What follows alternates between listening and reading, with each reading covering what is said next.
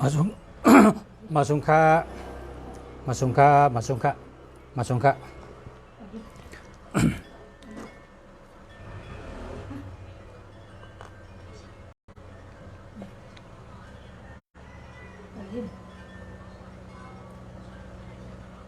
ทำได้เสียงกำกันเนาะเสียงทำไมมาทำได้เสียงต้องไปยินเนี่ย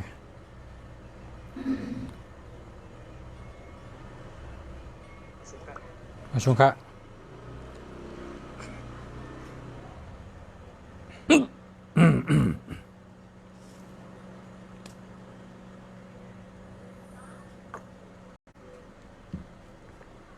ได้เสียงกำกันเนาะเสียงทำไมมาได้เสียงต้องไปยินเนี่ย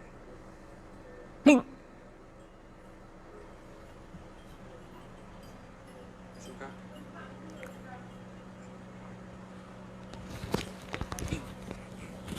กินมาพายลูกนี้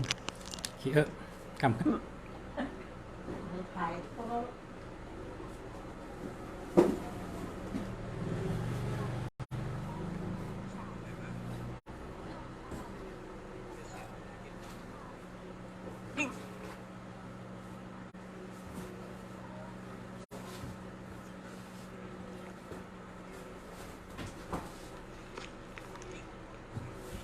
กินมาพายลูกนี้ขี้กำกัน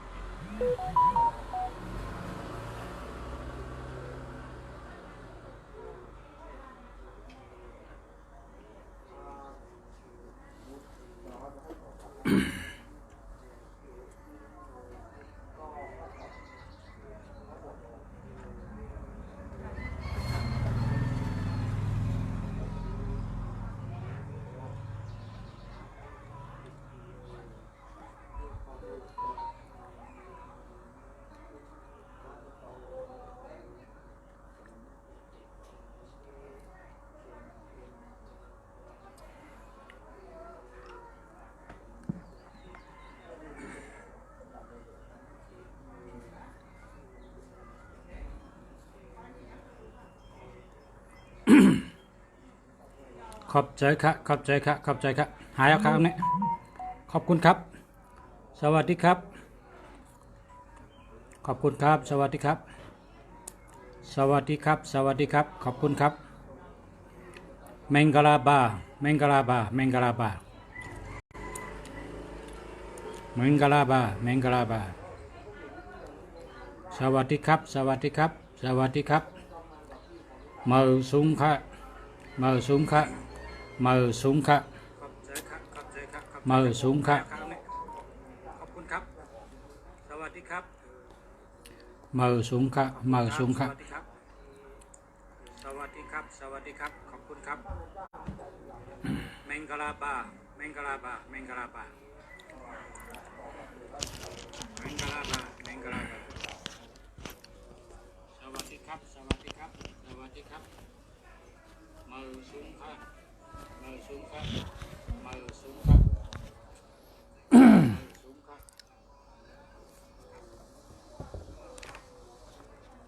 มือสูงค่ะมือสูงค่ะ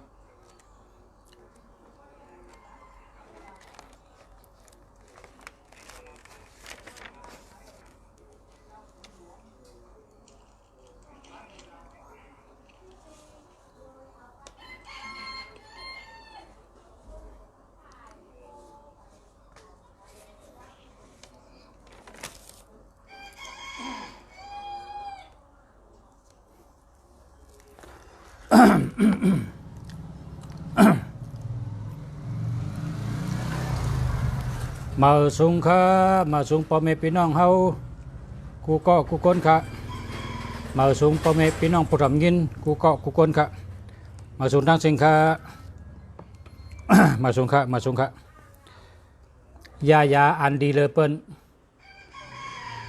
ยาอันดีเลยเปิ้นนะยาอันดีเลยเปิ้นนะครับว่าหกคองเนี่ยนะ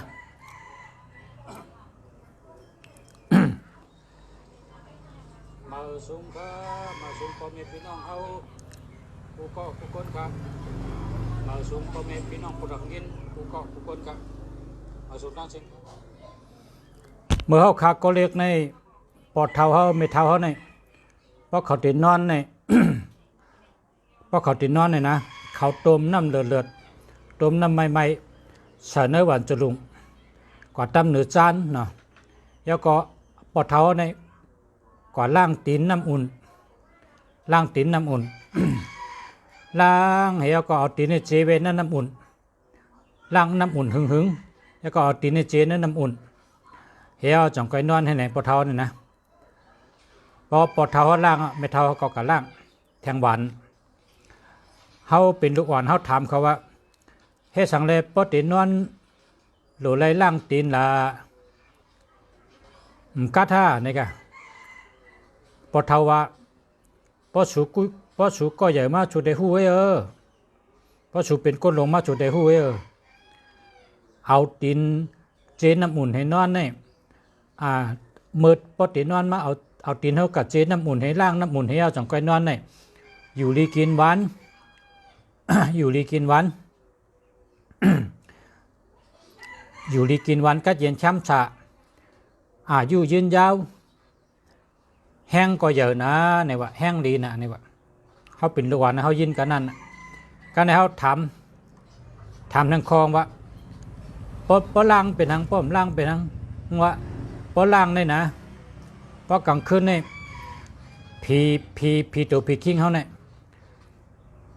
เขาเตะกะยิบตีนิ้วตีนเขาเขาเตะยิบตีนิ้วตีนเขาเขาได้รัดปันพันมันนะเนี่ยว่าปันพันมันนะ พันนอนพันมันนะพอเขาล่างตีในนอนเลยนะนอนพันมันนอนพันแมนนะเนี่ยอันนี้เป็นเมื่อเขาฮู้มามันก็เรียกกำในเมืองในทำอะไรมาอยู่ที่เมืองในได้มาปึงปารามีอยู่เศร้าไว้ที่เมืองในซ้ำตั้งหู้อันเป็นสอนที่เมืองในซ้ำบะปอเตนอนกลางคำเฮาต้มน้ำอุ่นเดือดไม่เย้าเสือเนื้อหวานหลงกว่าฮอตตีเนื้อจานเย้าเอาตีนเฮาเจน้ำอุ่นเอาตีนเฮาล่างน้ำอุ่นเสียเย้าจังก้อยนอนป้อในจึงเป็นอียาลีอยู่ดีกินหวานเป็นยากามะคนเทาเอาเมนุ่มอ่ำยุ่มก็จามต้ยเนี่ยวะปู่เทากั้นจ้างไม่ห้างต้องปั่นอันว่านั้นเนี่ยวะเป็นยาแห้งกามาโลงเนี่ยวะในเป็นพอเขาตีนอนในต้มน้ำเลือดไม่ให้กระเสริญเนื้อหวานยาก็ตำเนื้อจานยาก็ ก็เอาตีนเขาเจน้ำอุ่นตั้งเจตั้งล่างตั้งเจตั้งล่างเฮ็ดนั่นเองจ่องก้อยนอนกวนนะเป็นยาแห้งกามาโลงในว่าบ่ตังเมืองไหนนะแต่ว่าปฏิเมืองใต้ได้เขาว่า อยู่ดีกินหวานก็เย็นช้ำสะอายุยืนยาวยาแห้งหลงวันนี้ทำแทงเบลก็พี่น้องในเมืองใต้เขาสั่งสอนกันว่า ผีเปิดถูผีเปิดคิงเขาเนี่ยผีเปิดถูผีเปิดคิงเขาในเพราะกลางค่ำเนี่ยพอเขานอนรับเขาเปิดตัวเขาทั้งตัวทั้งหัวทั้งตีนก็ไอ้กาพวกเขาหลุดลัดตัวเขาพวกเขาหลุดพันเขาเนี่ยเขาก็ยิบตีนเขาให้ลัดจังว่าเขาต้องเพราะเขายิบตีนเขาในเขาพันได้พันของเขาต้องเพราะฉะนั้นตีนเขาในใหญ่ปันเหม็นเพราะตีนนอนในร่างน้ำบุญให้ร่างสับยาให้เอาแผ่นเจี๊ยแห้งๆแล้วจังไปนอนนะอันนี้เป็นข้อที่หนึ่งขนาดข้อที่หนึ่งในว่าเพราะตีนนอนเอาตีนเจน้ำอุ่นร่างน้ำอุ่นแล้วก็ขึ้นเจี๊ยแห้งๆจังไปนอนขนาดเอาตีนเขาหมดเฉยจังไปนอน อยู่ดีกินหวานอายุยืนยาวค่ะข้อที่สองครับข้อที่สองคนอันย่อกากินสะคนเป็นย่อกากินสะเฮาไปตั้งน้ำย่อกากินสะติดเจ้าหายพอคนอัน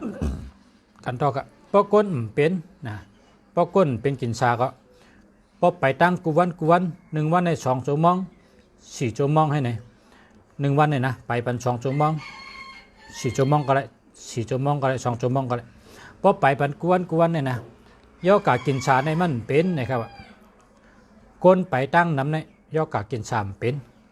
เพราะว่าเปลี่ยนเย้าในก็พอไปตั้งน้ำก็เจียวหายเจียวแค้นนะครับ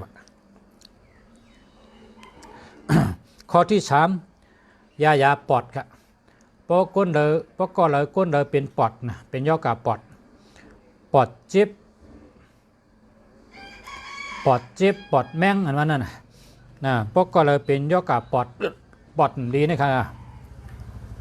เฮานั่งซื่อย่อก็ถอยใจเขาลึกถอยใจเขายาวถอยใจเขาในให้เลยว่าปุถะธรรมะสังฆะเนี่ยเมื่อถอยใจเขาในว่า3 กรรมปุถะธรรมะสังฆะว่า3 กรรมเหี่ยวก็กันไว้ในต้องแบบเพราะกันไว้ในจงก้อยปล่อยออกมาขึ้นเสียงให้เนี่ย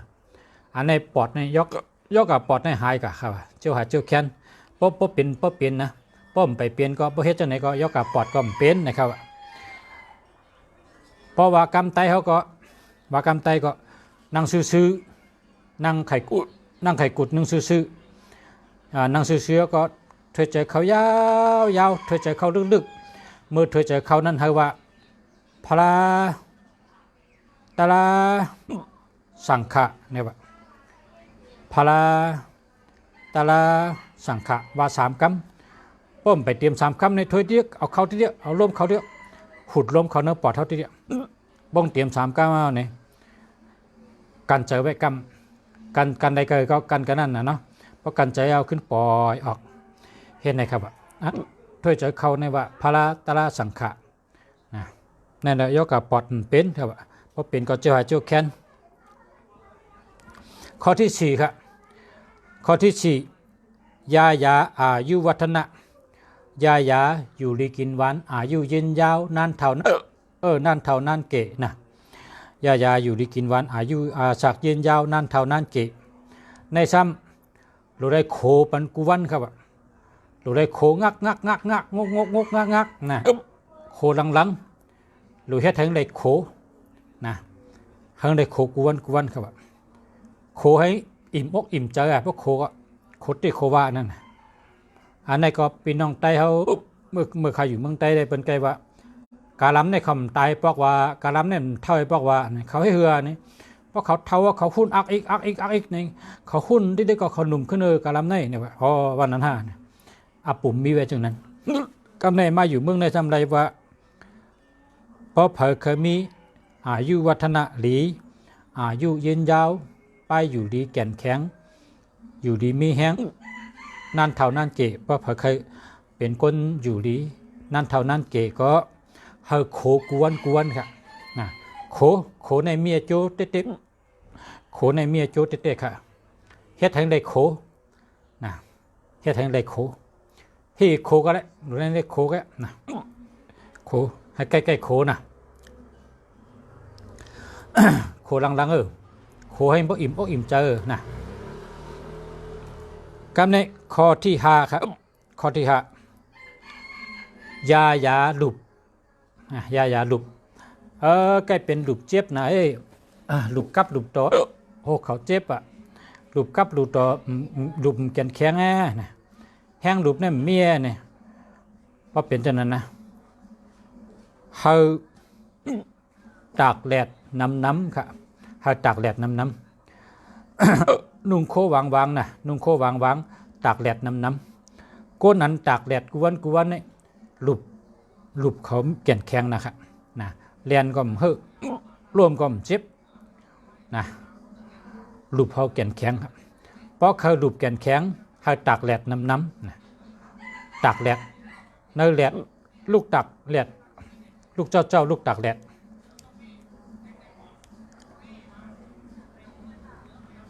ยาดีค่ะยาดีมียาดีค่ะยาหลุบยาหลุบหลุบเพราะใครมีหลุบแก่นแข็งก็ให้หลุบเพราะแก่นแข็งก็หลุดตากแดดน้ำนะ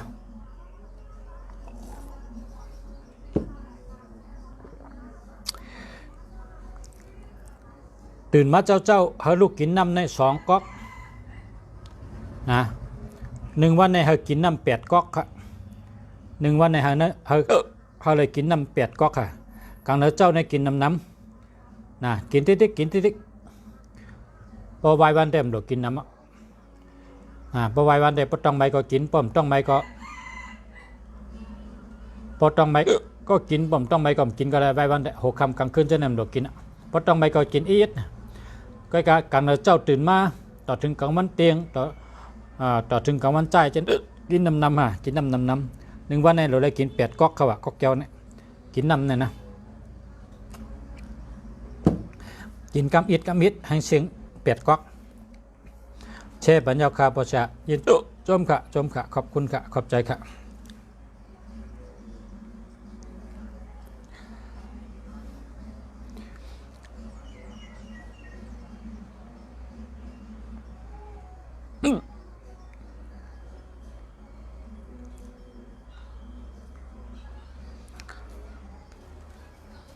เหมือนในยาดี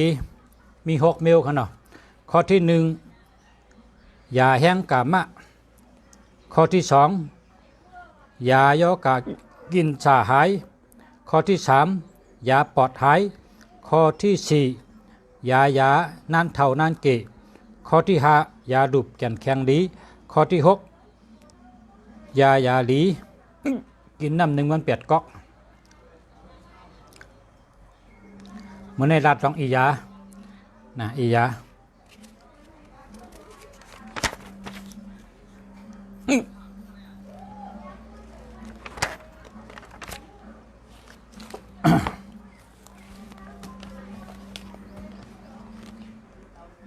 กำในซ้ำมาสอนลาดปัน กถาเจ้าปะเงินเจ้าปะคำเจ้าปะเงินเจ้าปะคำในเมื่อปีกายก็ข้าวเลยลาดกะปืนมันเจ้าอันแก็บเมื่อในขัดเด็กขึ้นมาดัดแต่งกำเจ้าปะเงินเจ้าปะคำในมือมันเจ้าเป็นก้นมือเจ้าเป็นก้นนะเป็นก้นอิดน้ำอ้อยขายครับ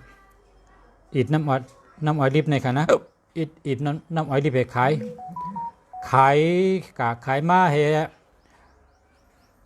คนกินมันนำนะครับเฮก็ซื้อเครื่องอิดอ้อยมาซื้อจักอิดอ้อยมา5 เครื่องครับซื้อจักอิดอ้อยมา5 อันแล้วก็ตัด4 อันนี้ฮะขายเอาเงินครับตัด4 อันนี้ขายเอาเงินเพราะเป็นมาซื้อกินน้ำอ้อยดิบก็ขายให้จ่ายเงินให้กินก็การตาจักแทงตัวในแต่มันเอาเงินพอเผยมาก็อิดเลี้ยงที่เตี้ยกินต่อพออิ่มมันเจ้าเฮ็ดจังนั้นนะเฮ็ดจังนั้นต่อปอตายค่ะมันได้หลูน้ำอ้อยดิบนั่นนะหลูต่อปอตายป้องตายจัดนั้นคนได้เฮ็ดขายน้ำอ้อยดิบในซ้ำกับเป็นจัดหนึ่งแทงคนแทงจัดซ้ำกับเป็นสัตเทเจ้าลอยคำนะเจ้าลอยคำลอยลูกนึงในเป็นลอยคำนะเป็นลอยคำตั้งลอยเพราะว่าก็เราเหตุการณ์ดีฮักปอฮักเมลุมลาปอเมดีลีลาตอปอเมดีลีก้นหูกุ่งเกจูปอเมปนนี้มันจะเอาคำในกับปันที่เนี้ยปันก้นช่วยก้นดีนั่นกะช่วยก้นดีก้นผ่านก้นทุกข้าอันเป็นก้นดีนั้นเจ้ากับช่วยติ๊กช่วยต่อช่วยซักมันนะนั่นนะแทงจัดนั่นมาเกิดเนี่ยปานพระเป็นเจ้านะปานพระเป็นเจ้าเพราะว่าพระเป็นเจ้าโหลเฮ็ดชังในกองกับขายคำมันเฮกับลูกกับต้านติ๊กเฮก็ในปานนั้นเลยหบพระเป็นเจ้าก็ช็อตเอาเป็นยาหันนะเป็นยาหันช็อตเอาเป็นยาหันเฮเลยเป็นยาหันเลยเป็นยาหันเฮเลยตาลานั่นกะเลยตาลาเมื่อปานพระเป็นเจ้านะ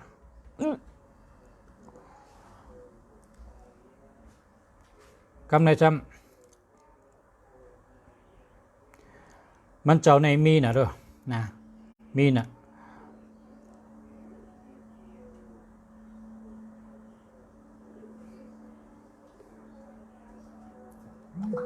ไล่เอาเงินปันเฮียเลยช่างจ้องหรือพระเป็นเจ้าเลยช่างหรือจ้องแพร่เป็นเจ้าจ้องบุยลูกวุ่นเนี่ยชื่อนี่ก็เจ้าเราจะเป็นตานางนะปานสะเทอนาถปิงก็เพอเจ้าเชียงอาศักเมืองก้นก็ขึ้นเมื่อเป็นคนหอคำตีเมืองนิกปันจันจตุมหาราชิกานะขึ้นเมื่อเป็นคนหอคำตีเมืองจตุมหาราชิกาเมืองผีบุญกำในเมื่อเป็นคนออกคำก็เปิดยุ่มยำศาสนาพุทธะย่ามือ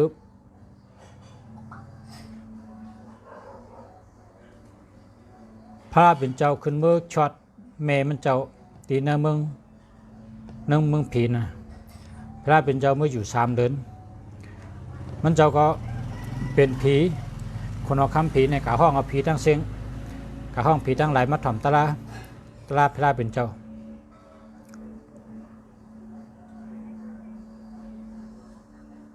ก็นั้น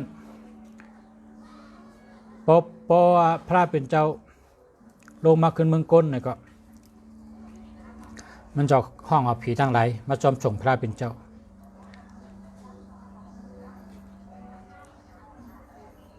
กำในไหลหับปุนพรไหลเป็น ตีเมืองผีในอะไรเป็นคนคำนะในจันจตุมหาราชิกาเนี่ยการในจำมาเมืองโกนในจำเป็นเจ้าเปิดศาสนาหาเหงเลยเป็นโปรแกรมไต้เฮาว่าผีเปิดศาสนาหาเหงอันว่านั้นมันเจ้าในเป็นที่หนึ่งเป็นคนคำให้ได้เป็นคนคำผีทั้งเสียงนะเป็นคนคำผีทั้งเสียงและไล่เป็นเจ้าของแผ่นดินคำในเนื้อแผ่นดินนั้นเขาอยู่ในมันมีคำนำนะคำเนี่ยเอาก็คือก็เชียงเลยครับคำเนี่ยนะเชียงเลยคำอันที่แผ่นดินนั้นเขาอยู่เนี่ยก็มันก็มีกุฏิก็ในเจ้าในอะไรเป็นเจ้าของมันนะเจ้าของคำเนี่ยคำมันมีในแผ่นดินนักกำพะเพราะก็เลยเหตุการณ์ดี เหตุการณ์ดีตาหน้าศิระภาวนาพุทธะหยุ่มยำพระเป็นเจ้าเมียดเป็นที่ปึงเองก็ดีหยุ่มยำพระเป็นเจ้าหยุ่มยำตระต่อเจ้าหยุ่มยำสังขารต่อเจ้าและใกล้ไวพระ ใกล้หยัดน้ำใกล้เทตั้งดีกุสูเวกุสูเจมปันปอปันเมปันพี่น้องเจอเคอปันผีทุบผีเปิดตัวผีเปิดคิงนะเวยปันกุสูเจมผีเจมช้างและเพ่งเป้งกันและใกล้หลุใกล้ด้าน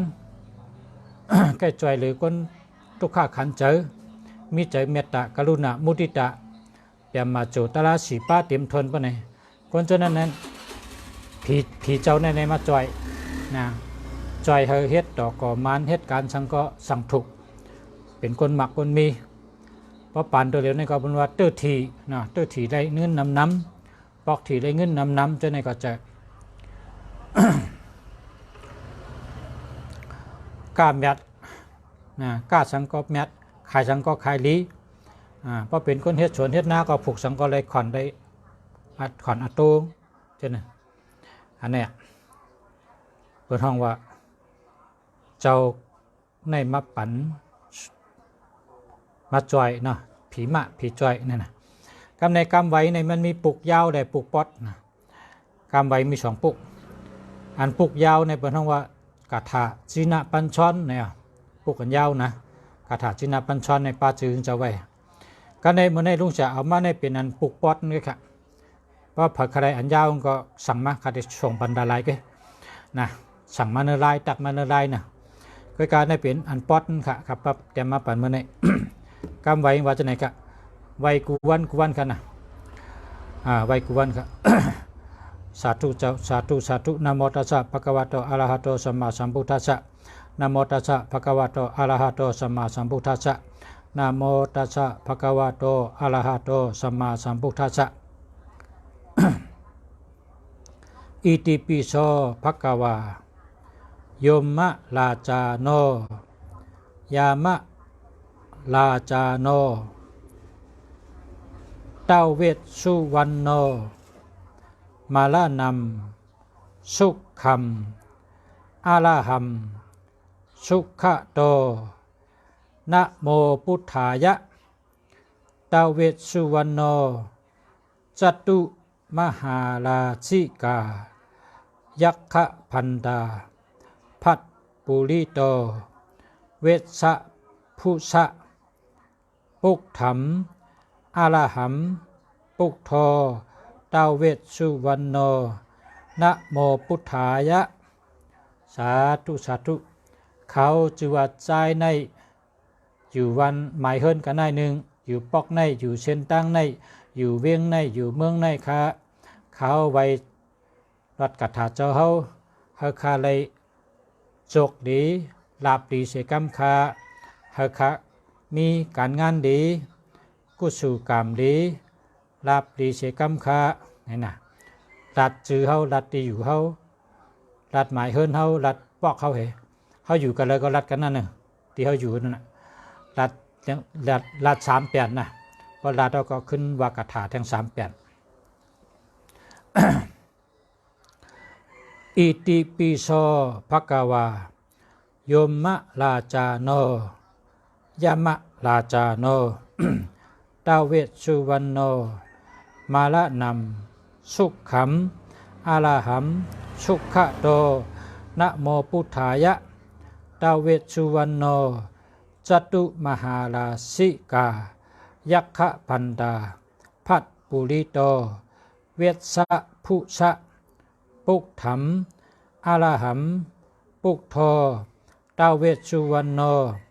นะโมพุทธายะสาธุสาธุสาธุนะว่าติติขะว่า15 เปลี่ยนเอานับหมักนับเอานับหมักนับปากเป็ดเอานับหมักนับเป็นหลายปาดก็แล้ว3 ปาด5 ปาด7 ปาด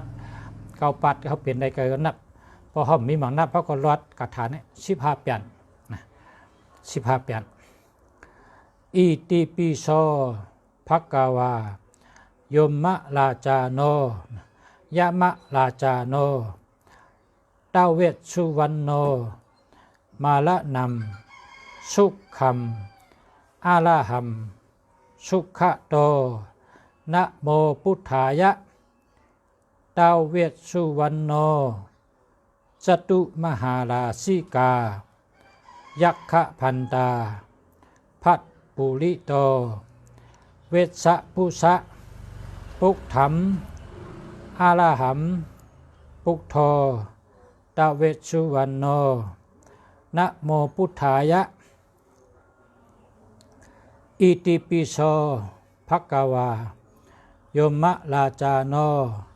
ยะมะลาจาโนตาเวชสุวรรณโนมาละนัมสุขัมอาลาหัม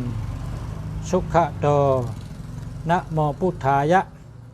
ตาเวชสุวรรณโนจตุมหาราสิกายัคขะพันดาพัดปุริโตเวสสะภุสะปุกถัมอาลาหัมปุกโทตาเวชสุวรรณโนนะโมพุทธายะสาธุสาธุสาธุ อิติปิโสภะคะวาโยมะลาจาโนยะมะลาจาโนตาเวชสุวรรณโนมาละนัมสุขัมอาลาหัมสุขะโตนะโมพุทธายะตาเวชสุวรรณโนจตุมหาราสิกายัคขะพันตาพัดปุริโตเวสสะภุสะปุกถัมอาลาหัมปุกโทตาเวชสุวรรณโนนะโมพุทธายะเราจะไหนกันนะให้เป็นกระถางกำไว้อันปอดกะมี2เอาอันยาวๆก็มีอันปุกอันยาวก็มี เจ้าตาเวชสุวรรณเนี่ยนะตีเมืองเจ็บปานเปิ้นก็เฮ็ดทางเจ้าไว้นะเปิ้นห้องว่าก้ามเจ็บปานในห้องว่าเจ้าพิชมอนนี่ว่ากำในเมืองที่8ภายในเมืองเขนั่นก็เปิ้นเฮ็ดทางเจ้าไว้อันนั้นเปิ้นห้องจื้อเจ้าว่าสัมภารานะครับกำในเมืองเขเปิ้นก็เฮ็ดทางไว้ในเมืองเขในก้ามเขห้องว่าไซสิงนะครับเพราะว่าเพราะก้นกะเลเพราะขี่เครื่องบินกะเลเมืองเขเนี่ยเปิ้นว่าเพราะใครเป็นชัดเทศในกับไว้เจ้าในนี่เปิ้นว่าเจ้านั้นนะ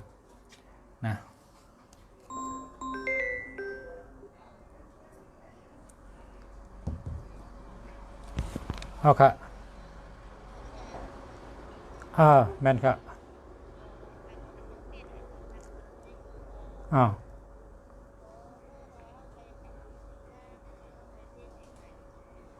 อะไร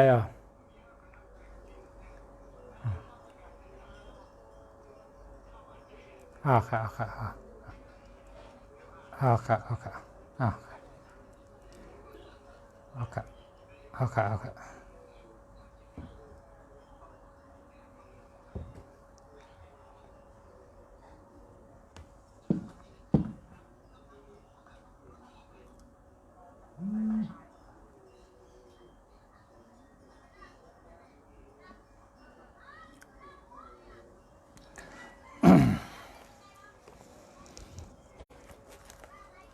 มันได้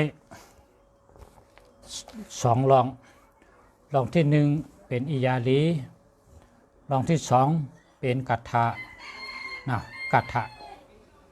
ถะนี่ ลีนะที่เมืองเขพอเขาอันเมื่อเปิ้นเป็น เมื่อเปิ้นปันกะเลนั่นน่ะเปิ้นว่าเขาเลยปันเงินก็40,000ให้กว่าเลเมืองเขนะตั้งกว่าตั้งมา40,000นะแล้วก็ พอเขากว่าดงกาเอาเนี่ยอันก้นอันป้าเขากับไว้นั่นน่ะลาดว่าเพราะใครเป็นสัตเทเนี่ยเพราะใครเป็นก้นมีเนี่ยมัดไตเต้นหอมให้ชุดต้องกันในหน้าเนี่ยเป็นเจ้าในกำเดียวจะเปิงเงินจะประคำเหมือนเท่าวันเนี่ย จะเปิงเงินจะประคำเจ้าคนเมืองไทยได้บอกน้องว่าเต้าเวทสุวรรณไหนเนี่ยเอาควันเต้าไว้นะเอาควันเต้าไว้ตัวไหนเต้านะเวทสุวรรณ เต้าเวทสุวรรณเนี่ยเป็นชื่อตำแหน่งเจ้าแกชื่อเตงเนี่ย พอตัว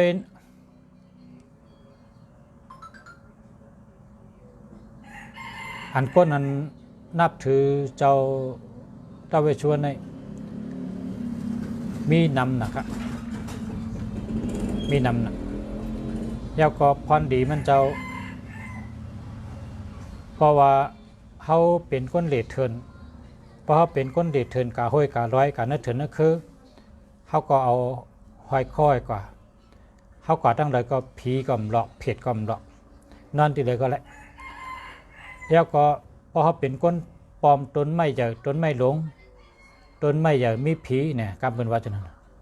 ต้นไม้ใหญ่มีผีเนี่ยพอเขาเด็กกับปลอมต้นไม้กับลือต้นไม้เช่นนั้นเป็นก็เอาหางเจาะห้อยค่อยกะเพราะกับปลอมต้นไม้ก็ผีต้นไม้ก็ปลายพระเทศสังเขา แล้วก็เมื่อปันกุปอกในเปิ้นเอาเสาเฮิรนว่ะเสาเฮิรนเสาจ้องเนี่ยเปิ้นกับปอมไม่หลงเฮียก็ลองมาจำนำต้นไม่หลงบางต้นในมันลองครับมันตื่นลองค้างอยู่ในน้ำเตี้ยค้างอยู่ในน้ำลองน้ำแห้งไกลก็ลองก็ในก้นเท้าเขาเอาหางเจ้าทเวชวรในกัดไม่นัดดอกเฮียก็กล้องจะติดตุ้มมันไปลองจำนำทีเดียวนี่แหละลองจำนำทีเดียวกันไหมในอาจูงค่ะเนาะเพราะว่าชูเจ้าเป็นก้นเด็ดเทินเด็กคือในก็ชูเจ้าให้จับตัวก็หลอดเพผีพิมดีผีในเถินนั่นเก้าชัวกะหลีตั้งหลายก็ไรหลอดเพดีน่ะสังว่าชูเจ้าเป็นก้นหาปูหาปลาก็เอาให้ค่อยกับหาปูหาปลาก็หลอดเพเนี่ยสังว่าชูเจ้าเป็นก้นแทบต้นไม้ใหญ่ต้นไม้หลงในก็ให้ข้อกับแทบมันก็หลอดเพหลีสังว่าเป็นก้นเหมือนจังว่าลองน้ำลองเป้เพิ่มกว่าเป้มกว่าตุ่มกว่านี่ก็เอาเจ้าทเวชวันเนี่ยเอาไม่นัดดอกขากดีเฮ้ติดตุ่มนั่นเองก็เอากล้องซะละลองจำนำก่อนที่ก็มีอย่างเฮ็ดแล้วนะในเปิ่นไข่เปิ่นตัวทบมาที่เมืองไทยในเปิ่นเจ้ามาเป็นปีป้องเป็น2ที่วัดอันละมันมี 2,000 ปีอ่ะตั้งหึงนะก็การอันหลังๆมาในบอก4 ปากปีมาในนี่ว่า4 ปากปีมาตั้งในตัวเรียวในข้าวตั้ง2 ปากปีมาได้นำหนายะเนี่ยว่าเขาแต่เขาว่าจังนั้นเนื้อสืบปืนเตะมือกูบอกได้มีเป็นตีก็แล้วก็พอไม่ลูกอ่อนนะไม่ลูกอ่อนพอหล่อนให้ลูกอ่อนให้กลางคืนนะลูกอ่อนนอนห้องนอนให้จังไหนปนเอามัดใส่ติหมอโหงก็หล่อนในนอนรับดินนะกำในปงนอนอู่พอหล่อนนอนอู่นะนอนตกใจนอนให้นอนแพทเนี่ยปนเอากับมัดใส่ติอู่นั่นครับหล่อนในก็นอนรับดินนะนอนทั้งวันทั้งคืนมันนอนรับหลีนี่ก็ว่าหล่อนในนะกำในพอเป็นคนซึกนะพอเป็นคนซึกคนเสือก็เมื่อก่อนนี่ก็เมื่อเร็วได้เมียเมื่อก่อนให้เปิ้นเอาแล้วนะ เอาแล้วเอาผ้ากาแตบคอก้นอันเปิ้นมีอาเปียดเนี่ยนะก้นจะไหนก็เพราะเขาเตะกะแตบเนี่ยนะเขาจะได้ห้อยเจ้าทเวชสุวรรณจับตัวเฮียจังไกกะแตบเพราะว่าอ่ำห้อยเปิ้นนี้เพราะกะแตบมาได้นอนรับเลยครับนอนรับเลยอันคนก่อนนั้นมาย้อนอาสากขึ้นมาย้อนก็โหงขึ้นให้ไหนวะกับเพราะฉะนั้นแหละพอติดแตบคอเปิ้นอันก้นมีตังพิษนั่นนะเปิ้นได้เอาเจ้าทเวชสุวรรณในห้อยคอยกับแตบพอแตบเอาแต่มันพอห้อยคอไว้ห้อยเจ้าทเวชสุวรรณในกะแตบเนี่ยนอนรับดีนะนอนก็มันมาเกามันมายะเนี่ยวะในก็อาจูงค่ะเนาะดัดในรองตั้งมันยาวก็กลับปานเมื่อเหลียวในเมื่อเท่าคาตัวเหลียวในเนาะตัวเหลียวในเปิดทำมาโกไก่ย้อนชูเฮาเป็นสัตเทเพราะว่าเจ้าเป็นเจ้ามีคำนะเป็นเจ้าเปิดคำแผ่นดินมีเงินมีคำในแผ่นดินเพราะคนก็เลยเฮ็ดแต่หน้าตั้งลีกุสุในก็มันเจ้าก็อยู่ๆมาปันพันฮือมาเปียดตัวฮือใช่ไหมในก็คนเมืองไทยเป็นก็ว่าคำพ้องกับย้อนเอาที่หางเจ้าเนี่ยกับไตเต้นหอมให้16 ต้นเหี้ยวก็กับไตเต้นหอมย้อนเอาว่าให้คัดเตอร์ทีให้กับปอกทีในก็มีน้ำเตะๆค่ะมีน้ำหนักค่ะอันในก็ตัวในเขาสุเจ้าก็เตหันพอหมอกำไทยเนาะพอเจอหมอกำไทยหูกำไทยก็คนนั้นปอกทีเตอร์ทีจอมเจ้าก็น้ำเตะๆนะเหี้ยวก็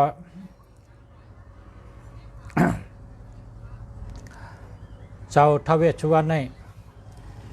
เมื่อปานขุนคำป้าหนึ่งกะอุบวันกินเมืองนั่น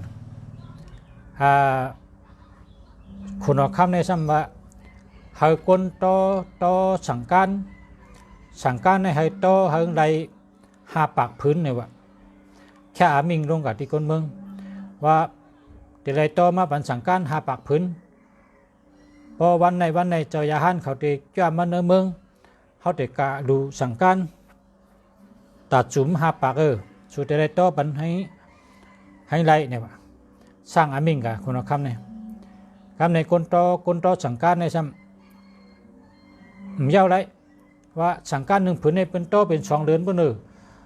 มันให้เย้าไรล่ะในผืนเป็น5 ปากซึ่งคือก่อมเย้าไรล่ะเนี่ยคนต่อสังการอันเป็นต่อหุกต่อกี่กุปอกนั่นการในคนต่อสังการในสังว่าเขามีจังเหือเขามีไล่เหลือไล่ไหลก็เขาวนปองเขามาถึงผ้าบ้านผีเขาเจ้าดิบผีเมียดมาจ่อยเขาเนี่ยว่าเขาก็โคเขาแตกแฮนโอนหมอกถึงผ้าบ้านผีตบดินเมือง3 กัมให้ว่าจะถึงผ้าบ้านผีเจ้าดิบผีเมียดป้าเลยเจ้าเลยก็เลยมาจ่อยเขาเสียกัมค่ะเมื่อเดี๋ยวในเขาคาหรือไรเฮ็ดสังการให้ไรผืน5 ปากคนออกคำสร้างอามิงมาป้อมไรผืน5 ปากแต่เขาขัดติญาตามือเพราะฉะนั้นก็ย้อนเมตตาใหญ่ๆน้ำเจ้าดีพิมัดแค่ต่อเอาหูเงินหูคำหูยินอย่าไปว่าค่ะเอาหูเงินเอาคำถ่อมใส่กำค่ะหูยินอย่าไปว่าละค่ะมาจ่วยเขาขาดใส่กำเขาขาดโตสังการเย้าไว้หางได้5 ปากผืนตั้นปันคนเอาคำกับยาหันเจ้าใส่กำค่ะเนี่ยเขาปั๊มกันไวจังนั้นเขาปั๊มกันไวปั๊มกันตึงภายในเขาก็ไวก็ตึงกลางคืนลึกๆการขึ้นกลางคืนลึกๆในเขาฮัดนอนครับเขาโกสังการเขาเย้าเขาก็ต่อหุกต่อกี่เขาตั้งขึ้นการในกลางคืนเนี่ยว่ามีคนใจตัวใหญ่ตัวสูงห้างลีนะคนใจก็นั้นห้างลีนะใหญ่ๆสูงปี้ๆขาวมาเด็กเขาว่าชูเจ้าแห้งแล้วรับนอนเป็นเหตุการณ์กลางวันกลางคืนเป็นนอนชูเจ้านอนแห้งแน่มีรองหาเนี่ยว่าเขาขันนอนรับได้เจ้าเขาขันนอนรับได้คุณเอาคำแค่อามิงมาใจเขาเฮ็ดสังการใน5 ปากจุ่มเดี๋ยวไรหังใดวะเพราะวันใดเจ้ายาฮันเด็กจ้ามาที่เมืองหอคำเขาเลยดูสังการ1 ป้า 1 จุ่ม1 ป้า 1 ผืนเนี่ยกุปอกเลยเนาะ สังการตะกุกนี่ดู1พื้นกะ1ป้าในให้ได้1พื้นเฮาต่อให้ได้5ปากพื้นเฮาในนี่ว่ากันเลยว่าโอ้มยาวได้โยเนี่ยมยาวได้ค่ะเฮาคัดเจ้าดีพิเมตเขามาจอยเนี่ยเฮาโคมหมอยาเขาแตกแฮนอุ่นบอกให้เอาตึงผ้าบ้านผีเจ้าดีพิเมตเมืองผีเมืองก้นเมืองนิกปานเมืองอะไรก็ได้แค่เดาเอาหูเงินหูคำถอมเขาขาดใจกำหูยินอย่าไปได้ว่าแค่เดามาจอยเขาขาดใจกำขาดในเขาตึงจะไหน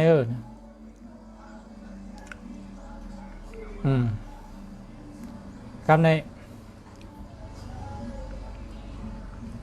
เจ้าทเวชวนก็ว่า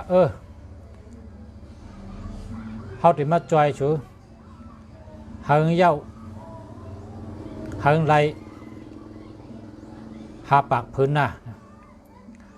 โจมือมาจอยเขาขาละหนู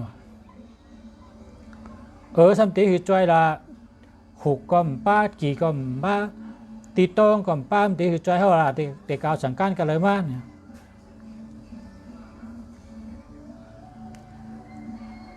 กำในเจ้าทเวชวนว่าเอาสังการสู่โตใน1 ก้อน 1 ผืนนั่นน่ะเอาสังการนั่นสู่เจ้าโต1 ก้อน 1 ผืนนั่นเอาป้ายตีหวานในหน้าเนี่ยว่าเอาป้ายตีหวานเนี่ยทำ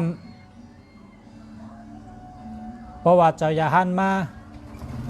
เธอหลากลงตีโหวานนะเฮ้เธอกลับยาหันมาหลายป้าก็กลับหรือ5 ปากก็ไรเนี่ยว่าเขาก็จะว่าโจมค่ะโจมปนก็โจมอย่าไปเลี้ยนเท่าหน้าเนี่ยว่าเลี้ยนพอถึงวันกลับก็ฉุดต้องไว้ก้ามหมันเท่าเจ้ารัดนี่แหละเอาสังการ1 ก้อน 1 ผืนป้ายหวาให้ตั้งหมอกตั้งเขาแตกให้สุกวาดที่ยาหันได้จ้ามานั่นนะการในพวกยาหันก็จ้ามา5 ปากคนศึกเขามาด้วยมีเหรอสังการชูสังการ5 ปากชูไว้กันแล้วกำตีหันนี่กะเพราะยาหันจ้ามาเขาตีเปียนนี่ก็เมื่อเดี๋ยวนี้ใจเย็นๆคุณเราคำก็เจอขึ้นเจอหันคนศึกก็เจอขึ้นเจอหันว่าอะไรกราบโย่เปิ้ลในเต้นการในว่ายาหันเจ้าเขาแถวจ้ามาในเขากับเปิ้ลกราบนะเปิ้ลกราบเขาเดินนั่งคุบเขาให้เอายืนบันก้นซึกจะหอกคำบอกกับเจดัง5 ปากไล่กูป้ายาน5 ปากป้า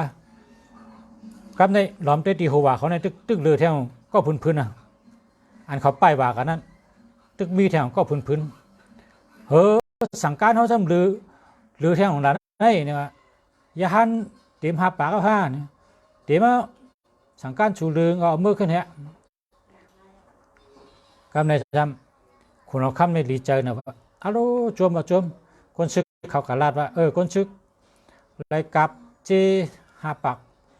กจอค่ะสังการเขายังหรือก็พื้นเขากันในเป็นก็ดูเฮียดน้ำเนี่ยกำในพอกลางขึ้นมาในคุณเอาคำในแหลกโคคุณเอาคำนุ่งโคก้นเฮในมือกับจูก้นตอโค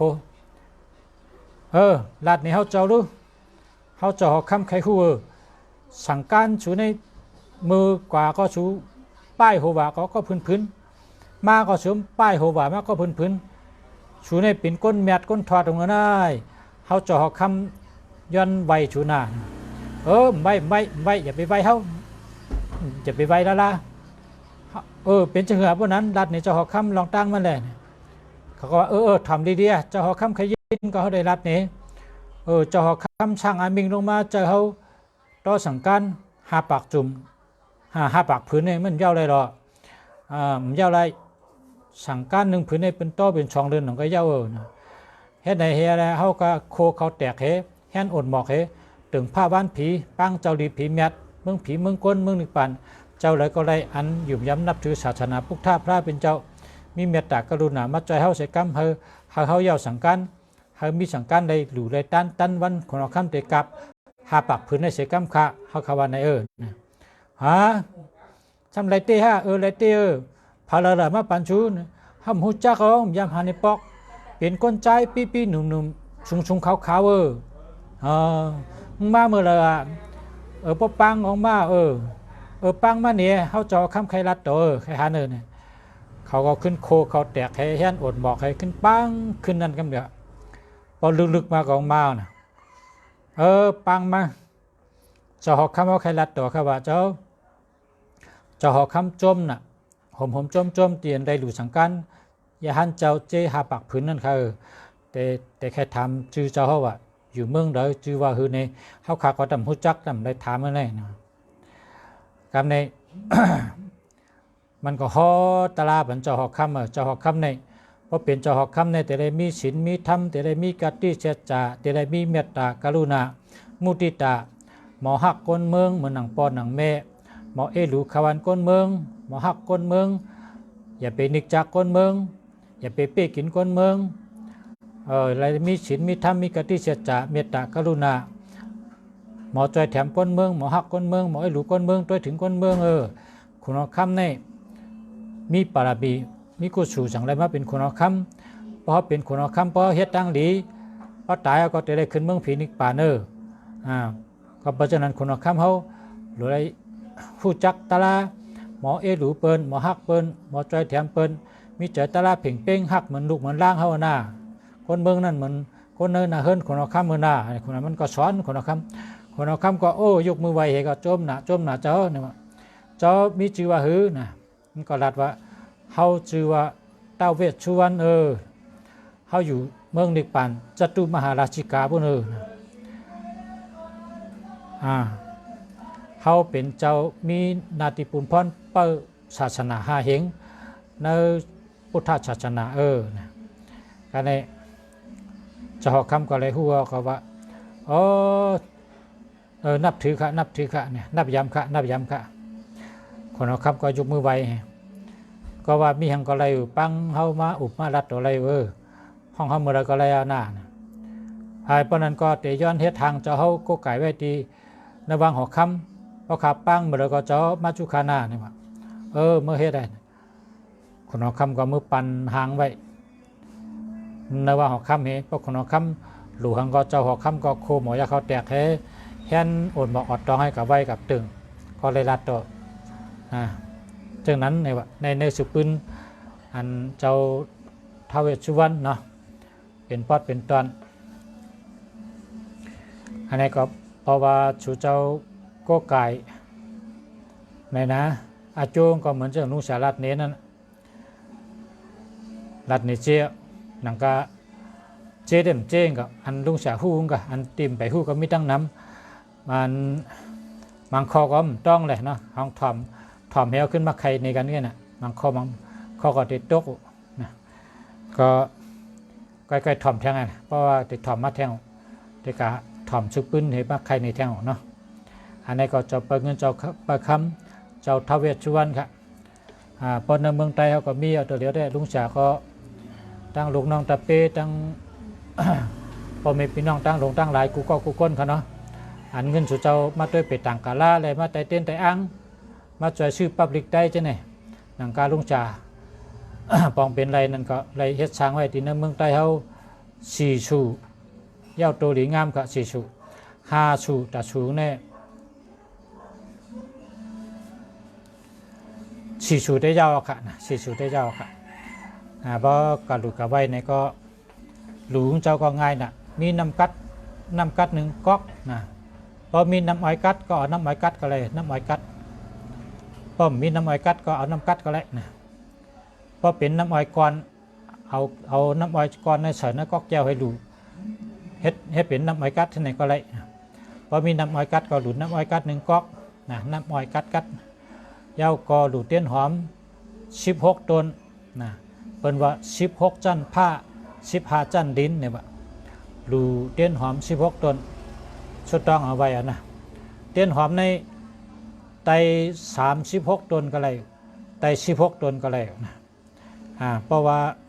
กำเจอนะใครไตไก่ก็ไตไร เฮียก็ย้อนชั่วนะย้อนลาบหลีว่าจะไหนนะอันกำในกระถางก็เต็มลงกว่าลูกเจ้าก็รอดกระถางเจ้าเฮ้ จังก็ย้อนชั่วนะย้อนให้สู่เจ้าผู้ทำเงินกูก็กูคนนะให้เป็นสัตเทให้มักให้มีให้ขึ้นใหญ่มาสูงมันหนังคนเมืองไทยนี่นะปั๊บเยี่ยมบ้านจังมีค่ะมีอันเล็กก็มีอันใหญ่ก็มีค่ะนะปั๊บเยี่ยมบ้านอันเล็กก็มีอันใหญ่ก็มีค่ะมาเลย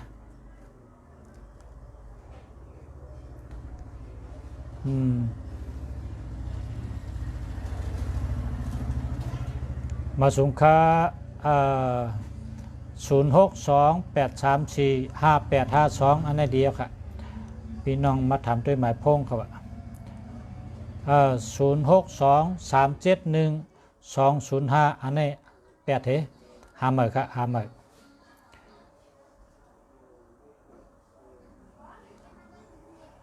0944852932อันนี้เดียวค่ะเจอแล้วค่ะ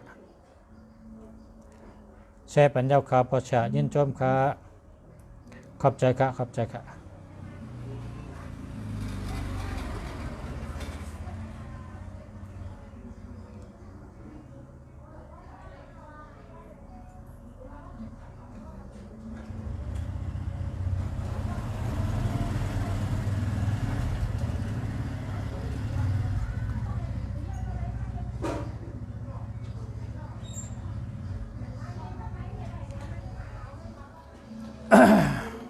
เมื่อในมาลานะรู้สึกว่าคุณมันบ่มี2 โมงกึ่งไปเลยแน่เมื่อกูว่าในมา11 โมงนะเมื่อในมาลาเป็นอันในใครไรอันหนึ่งก็คือค่าปรับเยี่ยมบันอันเล็กนึง40อันใหญ่100ครับอันเล็ก40อันใหญ่100มากค่ะเลย0947409965เจอแล้วครับนะค่าไรอันค่าไรกันมากเลย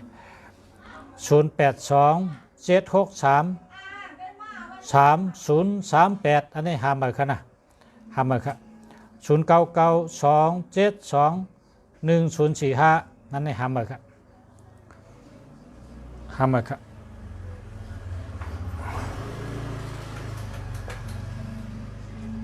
0944174781อันนี้หามาครับ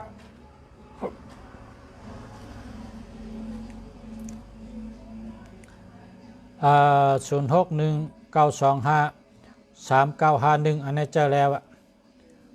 ครับ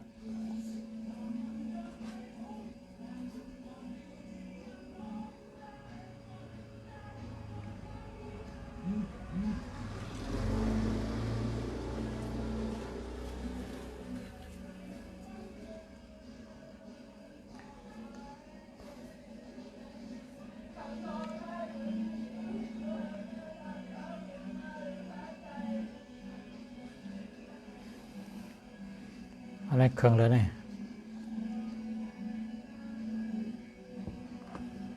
อันนี้หน้าเพิกอันนี้หน้าแหลง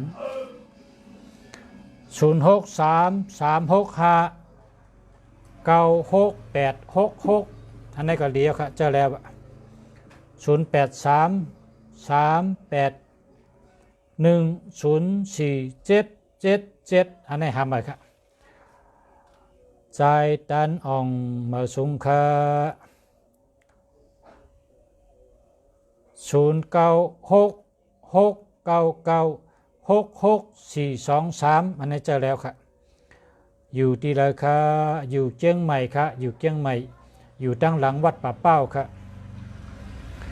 0620404415อันนี้หามาค่ะเพราะกับชื่อมาค่ะศูนย์มีตัวเร็วกันนะกว่าชื่อมาค่ะศูนย์มันมีตัวเร็วเพราะว่าศูนย์นี่เป็นว่าฮู้เราศูนย์นี่แปลว่าฮู้เรานะฮู้เราต้องรู้จักฮู้เราเพราะก่อนนั้นเถื่อนนั้นเคยกับย่าฮู้เป็นฮู้มาหินลงกว่ามันติเตือกค่ะนั่นน่ะเพราะเป็นศูนย์นี่เป็นว่าฮู้เราก็ในอาเป็ดจะเป็นย่อกาค่ะนี่เพราะมีศูนย์ในย่อกานำน่ะเพราะมีศูนย์ในย่อกาเป็นน้ำเป็นง่ายยาวก็เงินก็ไหลมาเชงไหลมาเชงไหลมาเชงให้เนี่ยเชงที่เดียวเนาะเพราะมีศูนย์ในเป็นจะ hơi mi tổ liều đang ngào nè cái con nơi đây giờ hơi mi sún la la nè 062 932 9567อันนี้หามาครับหามาเพราะว่ามี67แต่67ได้เปิ่นใช่ครับ0867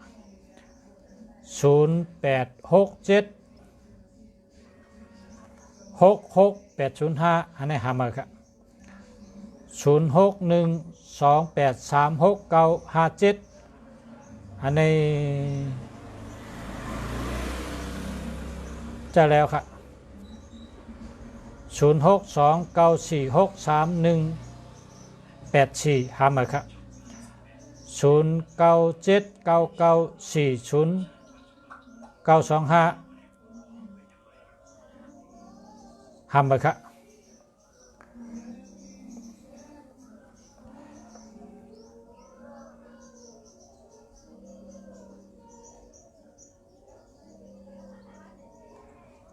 0992236579อันนี้แล้วครับจะแล้วเรียกครับ09465246 658อันนี้จะแล้วครับ0629266411จะแล้วครับ0864467332หามาครับ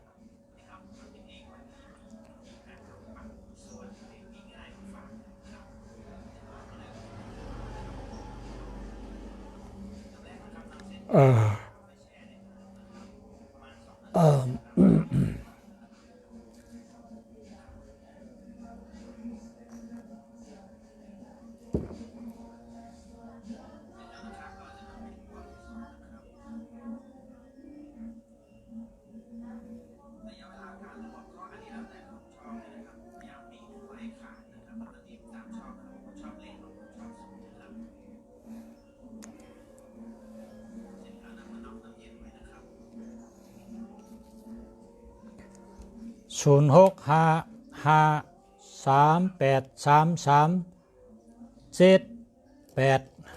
หามาครับ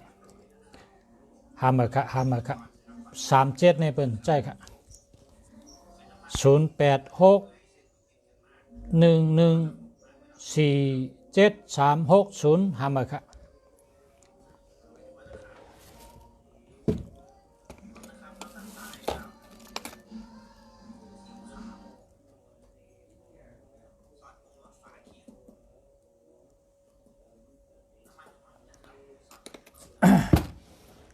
0992574939อันนี้จะแล้วครับจะแล้ว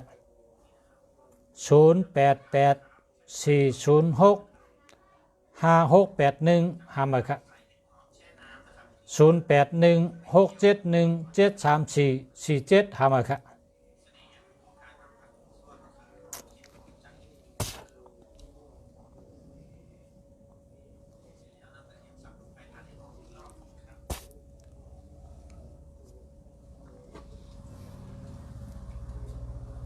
ปุ่น0967502955หามาครับหามาครับ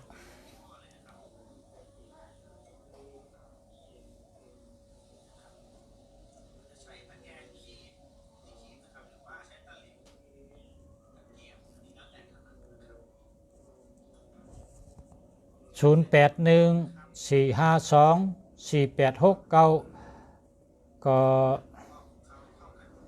จะแล้วครับ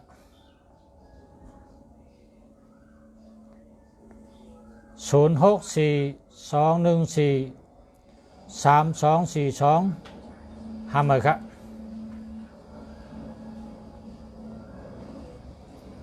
064เต็ม2กำมารู้ไหน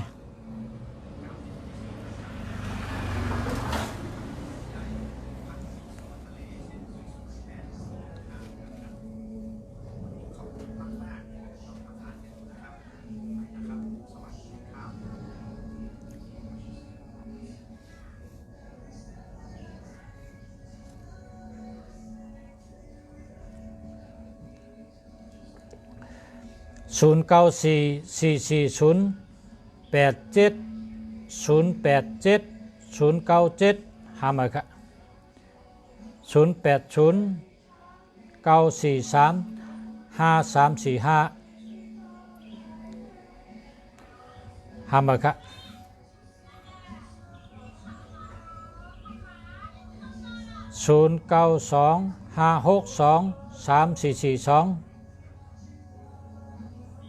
เจอแล้วครับ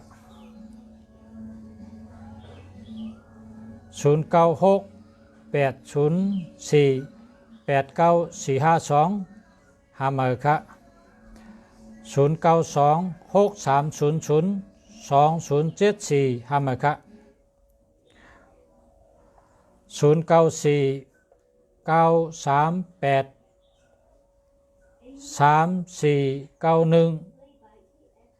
ได้แล้วครับ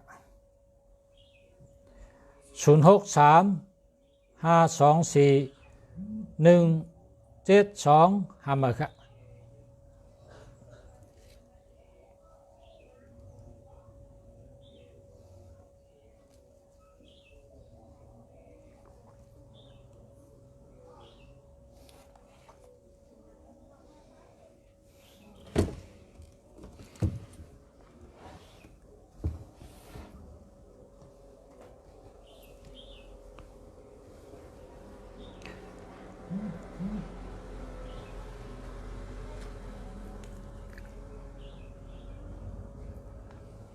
อันต่อครับ092 527 8876หามาครับ76เปิ่นใจครับเปิ่นใจละ76นะ4187อันนี้จะแล้วครับส่งมาปันอันก้ามใบเจ้าพระเลข1ปับเยี่ยมวันอันเล็กอยู่ชั้นปัดต้องวันเล็กที่หมู่14แล้วส่งแล้วก็เต็มเบอร์โทรจะจำเลยเต็มเบอร์โทรจะจำแล้วก็จือคนหับเมยอดวันเฉยเนี่ยจือคนหับเหแล้วก็เบอร์โทร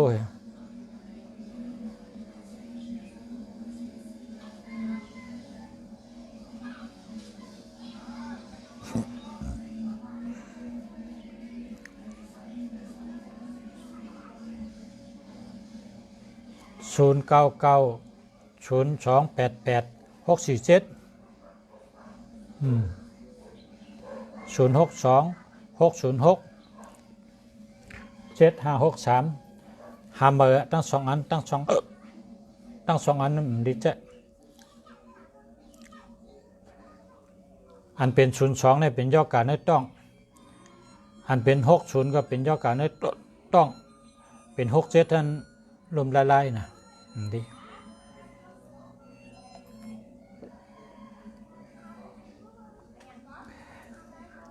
095 975 5455อันนี้จะแล้วค่ะ081 618 9435อันนี้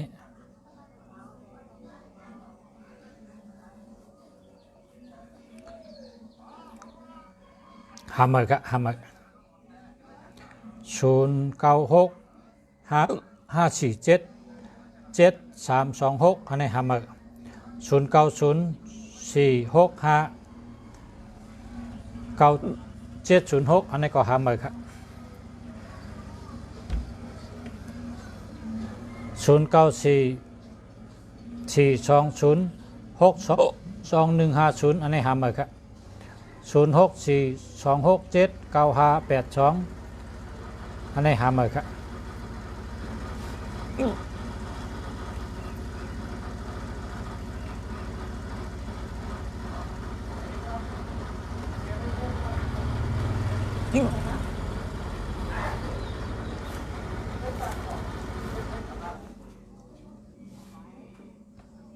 ยอดวันเสาร์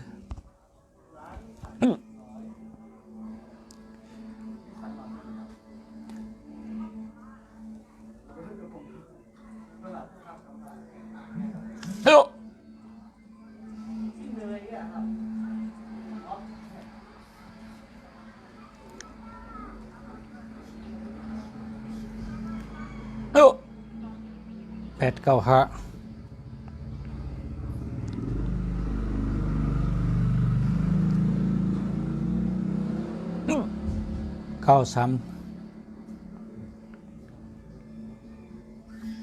92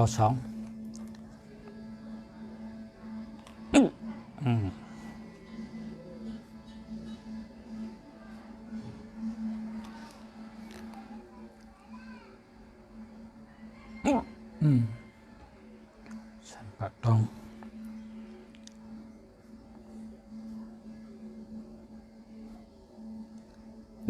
สันปะตอง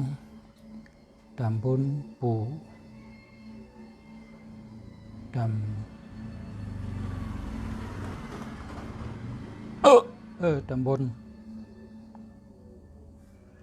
ตำบลอยู่วะตำบลอย่างนั้นตำบลสันปะตองอยู่วันเลขที่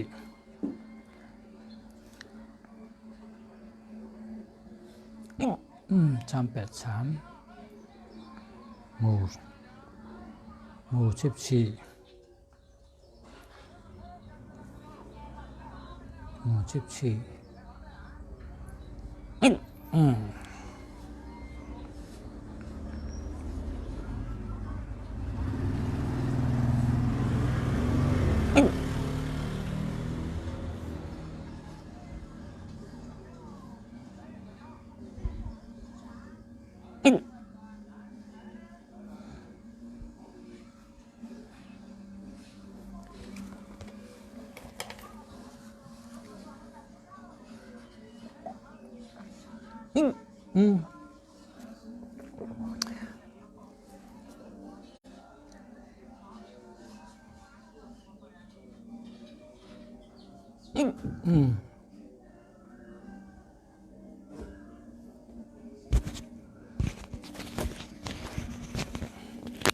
มันน้ำไหมมากินดีกว่า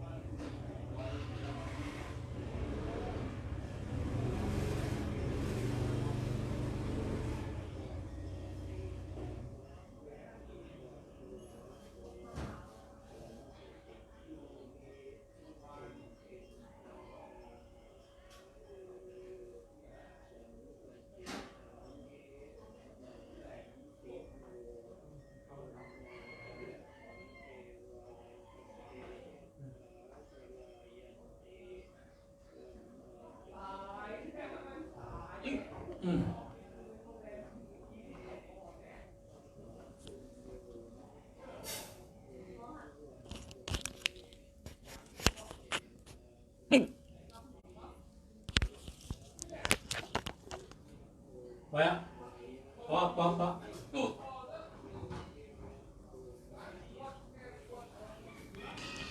น้ำมันไปเล็ดน้ำมันไปเล็ดกินน้ำมันไปเล็ด087910298986อันนี้หาใหม่0890361951อันนี้ก็หาใหม่ครับ0822319602อันนี้ก็หาใหม่ครับ0957919296อันนี้เจอแล้วครับ0614418633พอมี18ในหาใหม่ครับ0887821976หาใหม่ครับหาใหม่ครับ0887821976หาใหม่ครับ0991692185หาใหม่ครับ0871766147หาใหม่ครับ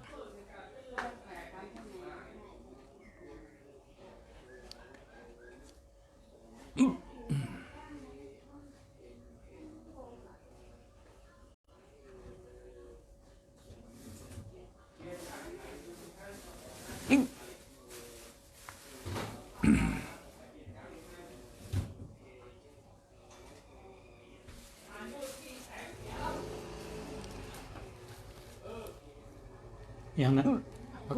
ขอบใจนะđểกินอันโจ้หน่อยเอาไปกินมะม่าเลยอันก้นวันจัดเต้นะอาสาขา17นี่นะก้นอำนาจลูมีก้นอำนาจมันนาลูตูมาชีบาบูสิทธิ์คุณงาใส่เข้าสิทธิ์คุณงาใส่เข้าก็ตัวหนึ่งก็เป็นจัดเต้นี่คนเกิดอาสาขา17เนาะสิทธิ์คุณงาใส่เข้านะ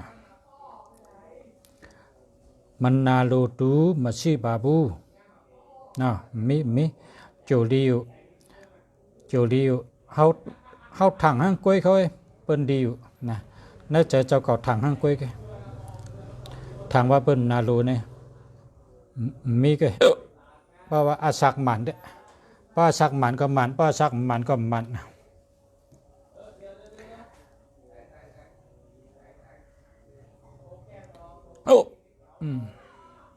กันได้มันได้กำก็กินน้ำเด้งก่อนนะต่างวันก็เฮ็ดก่อนครับมันขี้จะเนี่ยเดี๋ยวเลยเมื่อกินหมักพร้าวก็ไปให้เดี๋ยวกินน้ำไม่ก็เอาตีนถามมาไว้นี่ก็ตีนถามมาไว้ก็0628612596อันนี้หามาครับ0808963787อันนี้ก็หามาครับ0943433728หามาครับ0951268236หามาครับ12ในเปิ้นจ้า12ในเปิ้นจังมีคนฮักไอ้12ในเพิ่มฮักให้ก็คนฮักมี0805709623หามาครับ0973499807อันนี้หามา73เนี่ยนะตัวทุกข้าเจอทุกข้า73ตัวทุกข้าเจอทุกข้าเปิ้นใจ73ก็ใจ37ก็เปิ้นใจแล้วก็07เนี่ยเป็นยอดกานะก้นขึ้น07เนี่ยเป็นยอดกานำนะ07 80นั่นเป็นยอดกาเนื้อต้องเนื้อใส่นะ807เป็นวิจัยหามานะพอสักขายไม้พงอันดีมาสิติพอชาเนี่ยขายโป้นะกาค่ะถามเข้ามาชงบันทึงเตี้ยขายป๊อๆก็ขายกาค่ะมาสิติพอชาเนี่ยพอสักขายไม้พงอันดีเงยขายไม้พงดีๆนะไม้พงอันดีกันหายใจกินน้ำลงข้าวมันไปมีน้ำไม้มีน้ำกัดกันเนี่ย กินน้ำกัดก็หายฮะกินด้วยน้ำกัดไปนี่ครับ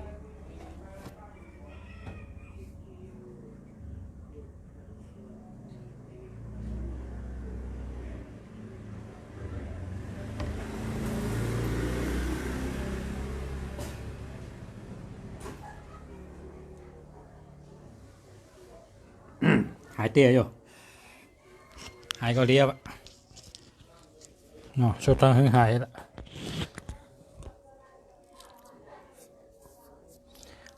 ขอบใจยาดีเป็นที่นำเลยเนาะกันเจอเสกินนำลงหายอ่ะนะหายเตี้ย0626584696อันนี้เจอแล้วค่ะ0835771931อันนี้ได้เอาหาเหมือนค่ะ3113นี่รถใช้เจอปิดเจอแก้มจะลำไงน่ะ1331ในเปิ่นใจ0629809563อันนี้ได้หาเหมือนกันนะป้อมไปแค่หาคำเดียวก็ร้อยก็เลยเนี่ยดีก็ดีอันดีก็มีสมบูรณ์ขอบคุณนะขอบคุณสมบูรณ์นะขอบคุณปีสมบูรณ์กันเจอให้กินน้ำขี้หายในหายเตี้ยครับขอบใจครับสาธุขอบใจใหญ่ๆนำกันนะอาซักเนี่ยมีวันเกิดมี0993864235อันนี้เจอแล้วค่ะนำธรรมดาจะนำธรรมดาในกะขัดกินกูวันในคำกินน้ำขัดกินน้ำไม้แค่น้ำกัดคำกินขัดกินน้ำไม้ตาเสียขังเนื้อเจ้าก็กินน้ำไม้ตั้งวันคำกินน้ำกัดคำกินให้ปอกน้ำกัดเนี่ยขัดกินน้ำไม้หลายคำลาลีกินน้ำกัด0897604366อันนี้หามาครับเพราะว่ามี76มี60ครับเนาะคนวันติดอาสาก21เนาะ8216มี4มี5มี5เนาะ1 2 3 4 5ปีในตั้งไม่นำนะตั้งไม่นำตั้งปีปีนี้มันดีจุ่มดีเอา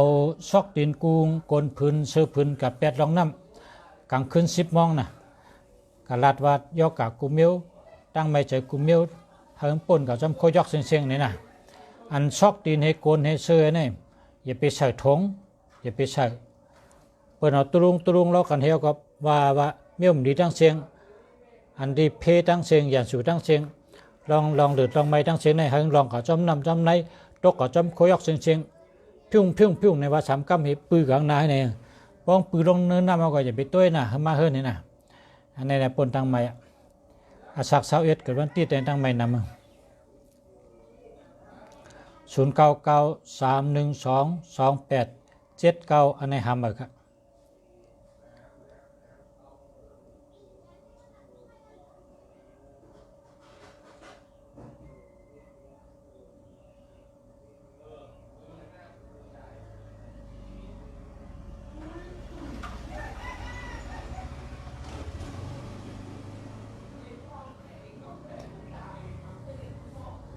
มาส่งค่ายินจมค่ะ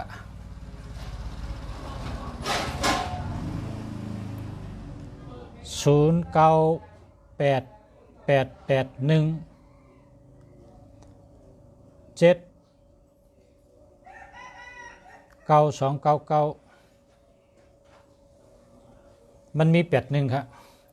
81ในไรสัตติญา8ญาเหรียญ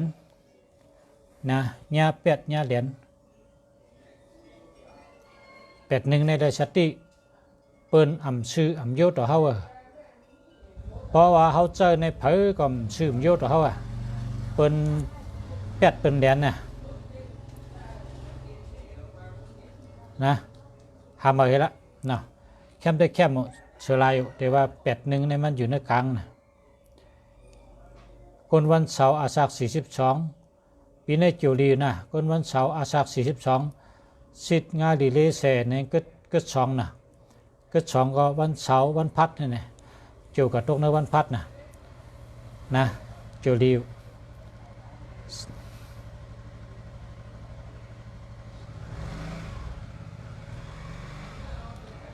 37เกิดวันสังฆะ37โคในชื่อเอาเก่าๆของเขาเอาโคเก่าอันเฮานุ่งเก่าๆให้แปดเลยซอกตีนเก่าโกนเก่าเสื้อเก่านะโคเก่าเอาโคเก่าแปดกะอันเฮาใส่เอาเก่านั่นกะเลือกเอาพื้นนั้นเก่ากับแปดเลยโคเก่าโคยอกเพิ่นว่าจังนั้นอาเตตรงเซนิดมาอากองซีมาตลามาลาชาเกิดวันสังฆะป้าวันเกิดด้วยป้าวันเกิดด้วยแหละ0816190033หามาครับ0944439087หามาครับ0993876724หามาครับ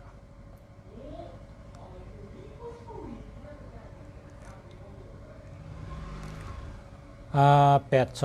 16ก็4เนาะ1 2 3 4คนวันจันทร์อาสัก21นะเอาซอกตีน1กูคน1ผืนเชิญ1ผืนเอาโคยอกกับ8รองน้ำเห็นนะแต่ได้ปนตั้งไม่อาสัก37เกิดวันอังคารสิทธิ์เลดีตรงเซนิดก็ตัวหา1นะสิทธิ์เลดีตรงเซนิดก็ตัวหา1 2 3 4 5ปีในจุ่มลีนะคนอาศัก37วันอังคารจุ่มลีปีในชื่อปลาเย็นปล่อย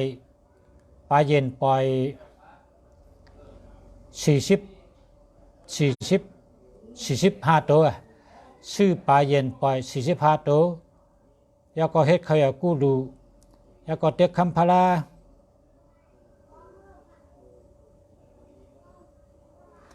ปล่อยปลาเย็น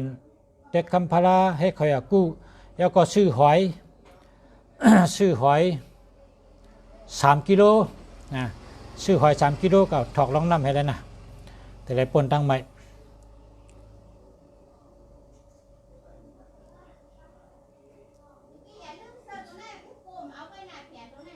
0993416897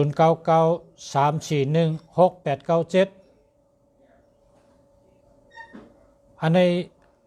16897อันนี้ได้หลีจาเนี่ยจาเตอาสาขา12สิทธิ์งาลีเลเซสิทธิ์เข้าลีเลเซสิทธิ์ก็4 1 2 3 4คนวันแก่เตอาสาขา12ก็นาเฮินสุกซักครับนาเฮินสุกซักตั้งปีเขา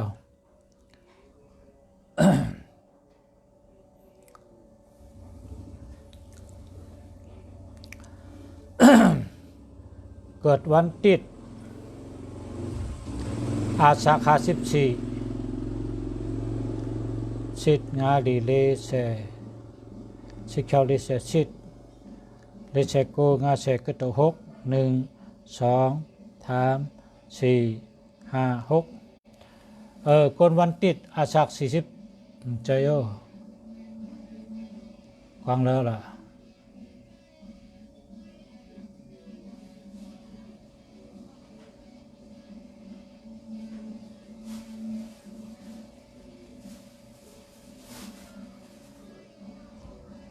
คนวันติดอาสาขา14 1 2 3 4 5 6คนวันติดอาสาขา14ปีนี้ดวงดีค่ะดวงดีมากๆครับดวงดีมาก0818447182อันนี้หามาครับ วันพุธอาสักเสาร์2 8 2 16ก็มี6เนาะมี6 1 2 3 4 5 6คนวันพุธอาสักเสาร์2ปีนี้นาเฮินสุกสักค่ะนาเฮินสุกสักอันนี้ยาวค่ะ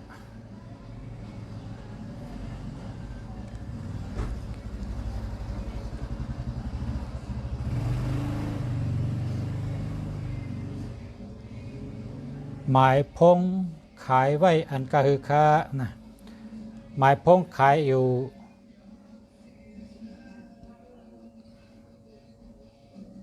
นะถามมาตั้งลายดุงเสียเลยพอรัดกับกันในนั่นเองกับเมียนก้องคนขายนำเนาะขายปอสมบัติขายยาราคากันขายกาซ้ำพี่น้องได้ยินกับวางกานาเนี่ยเนาะถามมาตั้งไรเนี่ยพอรัดนั่นในกรรมมันแต่ถูกเจอมีมดีเจอพึ่งนะอังก็ขายกระหือเนี่ยนะใครก็เบอร์โทรแคมชื่อที่ประชาในแคมกุโตอามาคำแคมกุโตดีกุโตนะ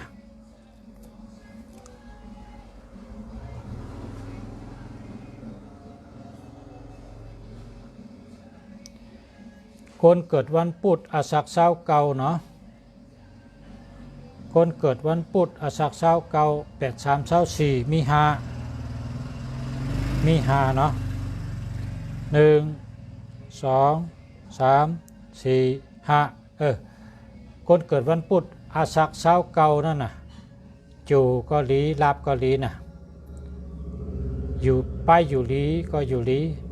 จู่ลีลาบลีค่ะดูเกี่ยวใจเกี่ยวค่ะพี่นี่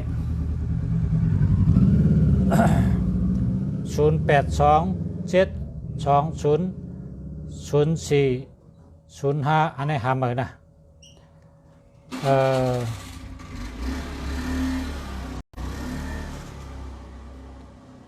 วันเสาร์อาสัก19เนาะวันเสาร์อาสัก19 8 2 16มี3 1 2 3ปีนี้เด็กปอกทีไม่ได้ชื่อที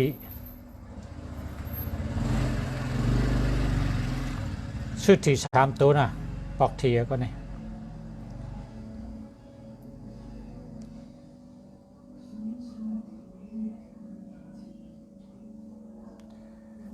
เกิดวันเสาร์อาสักเสาร์4 8 3 4มี8 1 2 3 4 5 6 7 8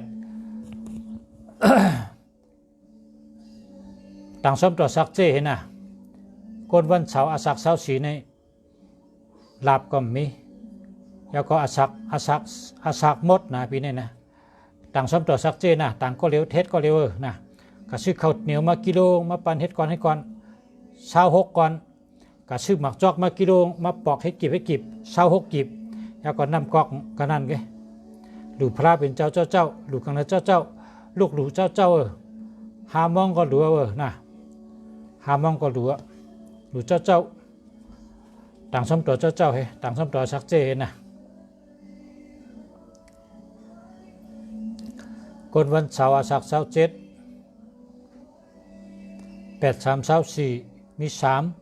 1 2 3คนวันเสาร์อาสักเสาร์7ปีนี้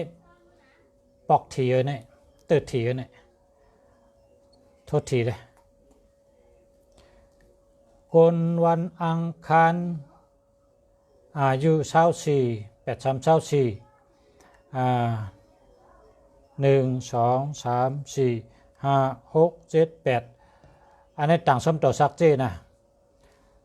ก็ซื้อข้าวเหนียวมากิโลมาปั่นเฮ็ดก่อน26ก่อนอายุ24ในต้องดู26เพราะว่าเขาอยู่ในตองไม่เฮาเก่าเดินน่ะเมื่อนั้นเขามีอาสักแต่เขาไปเกิดก็เขาเตียนทุกเตียนรักอยู่ในตองไม่เฮานั้นเก่าเดินน่ะเพิ่นได้อยู่เลย2 ปีอาสัก24เนี่ยบอกว่ามี26ว่าดู26น่ะข้าวเหนียว ข้าวเหนียวในปันเฮ็ดก่อนให้ก่อนเช้าก่อน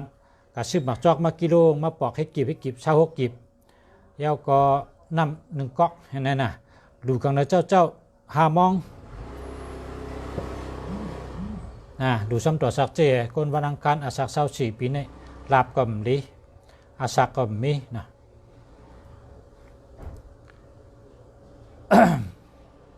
คนวันศุกร์อาสัก26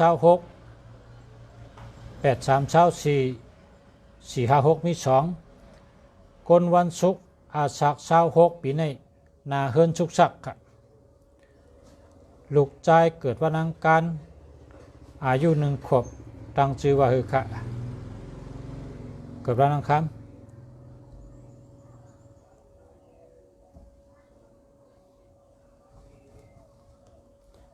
เกิดวันอังคารน่ะใจเมืองเสือเนี่ยใจเมืองเสือ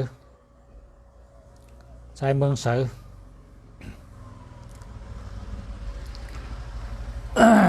ใจเมืองเสือ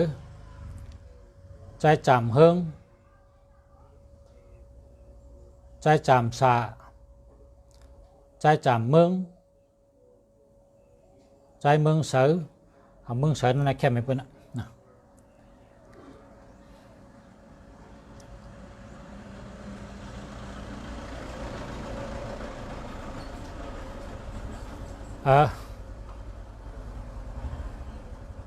คนวันพัดเนาะอาสัก30เนาะคนวันพัดอาสัก30 83 24มี6เนาะมี6 1 2 3 4 5 6คนวันพัดอาสัก30เนี่ยนะ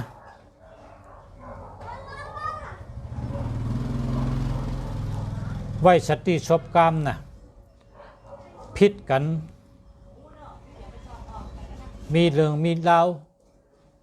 มีชบมีความตั้งปีปีนี้ไว้สติชบกรรมเพราะเคยเฮิงดีนะเพราะเคยรอดอมุขลิความก็ซื้อข้าวสารกระสอบนึงกระสอบ1,500นะก็ซื้อข้าวสารกระสอบ1,500แล้วก็ต่างข้าวสารนั้นก็มือหรือที่จ้องเลยจ้องเหมือนเจ้าอันเปิ้นหุงกินหุงย่ำนั่นน่ะจ้องบางทีในผมหุงสลายข้าวสารก็ผมหุงก็ถามว่าจองเจ้าเขาหุงกินกล้วยหรือต้องหุงข้าวซ้ำกินทั้งกล้วยเนี่ยเพราะบอกว่าหุงกินกล้วยตะกาเนี่ยซื้อข้าวสาร1กระสอบนะกระสอบลงๆนี่นะกระสอบ1,500เนี่ยซื้อเอาข้าวสารกระสอบเพียวก็มือดูจ้องแล้วก็หยัดน้ำให้นะเพราะฉะนั้นในติรอดคดีความอามูสุระตอมชบตอมความพิษกันมอกันจะในติรอ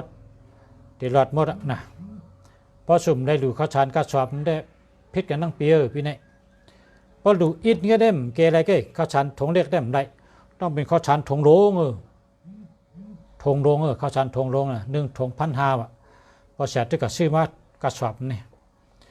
1,500น่ะก็เฮ็ดจังนั้นน่ะแต่ได้ป่นซบป่นความป่นลองตอมซบตอมปากตอมซบตอมความซบน้ำความเพนั่นน่ะแต่ได้ป่นแต่ได้เกไรเนาะต้องเนาะขอบคุณค่ะขอบใจค่ะ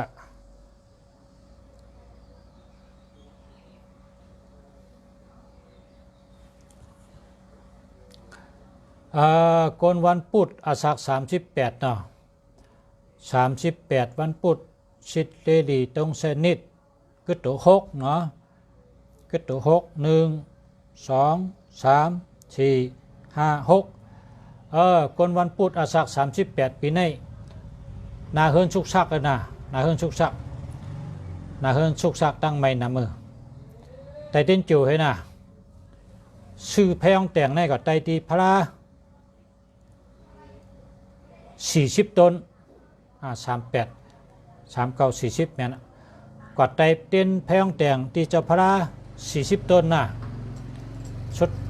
พอเต้นไผหมดในก็ลาดว่าตั้งไม้คาในหึงหายกะรับกับมันไผรับในสิกรรมคะลองสุกใจลองไม่ใจตั้งเสียงห เฮิงเย็นกะรับกะเมืองหนังไพเต้นรับในเสกำคะสาธุสาธุสาธุวันในหน้ากะดูเต้นแพงแต่ง40ต้นกะดูพระลงพระใหญ่จะพระในให้ใหญ่หรือก้นเฮาในพอปนตูนใหญ่หรือก้นเนี่ยมันจอยก้นได้ต้องกะดูพระเนี่ยพอเป็นเจียงใหม่ก็กะอยู่กะดูพระลงเหมือนจังลอยค่ำเนี่ยพระหลงมีลอยค่ำนะทีเรามีพระหลงก็อะไรมีกุฏินะพระหลงมีนำด้วยนะ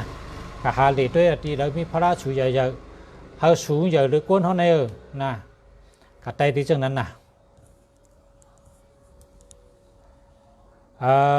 อายุ37เกิดวันเสาร์ชิดเลดีตรงเซนนิดก็ตัวหา1 2 3 4 5อายุ37เกิดวันเสาร์เนี่ยไม่จูให้จุ่มดิ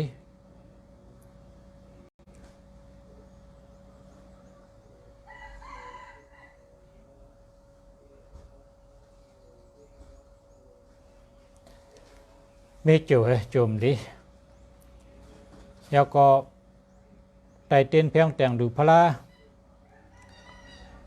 ขวางเริ่มตันหันตันหันกองขวางเริ่มหัวจะอันตั้มไปตัวยังก็กอดไปที่ไหนตันเลยรัดเจ้าอาศักเกยก็มึงกันเนี่ยห้ามหันเอากันต่อกันนะกองเริ่มหันเนาะกนวันศุกร์อาศัก49สิทธิ์งาเลเสสิเขียวเลเสชิดกนวันศุกร์อาศัก49ปีนี้อยู่ก็ดีรับก็ดีการงานดีการเงินดีอยู่ดีกินหวานตั้งปีหน้าเฮิรนก็ดีค่ะดูเกี่ยวใจเกี่ยวตั้งปีค่ะนะกนวันศุกร์อายุ49ดีกุมเมลค่ะกนวันพัดอาศัก44สิทธิ์งาลีเลเสก็4 1 2 3 4คนวันพัดอาศัก44ไต่เตียนเพยองแต่งดูเจ้าพระ45 46ไต่46ตนนะยาวก็กับมีโจเห็นนะจุ่มดิ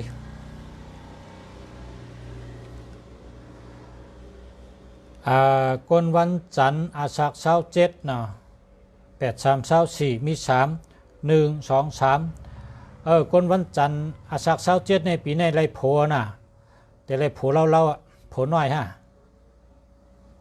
โผลง500โผน้อย50,000เจ้าเหรอไรโผเต้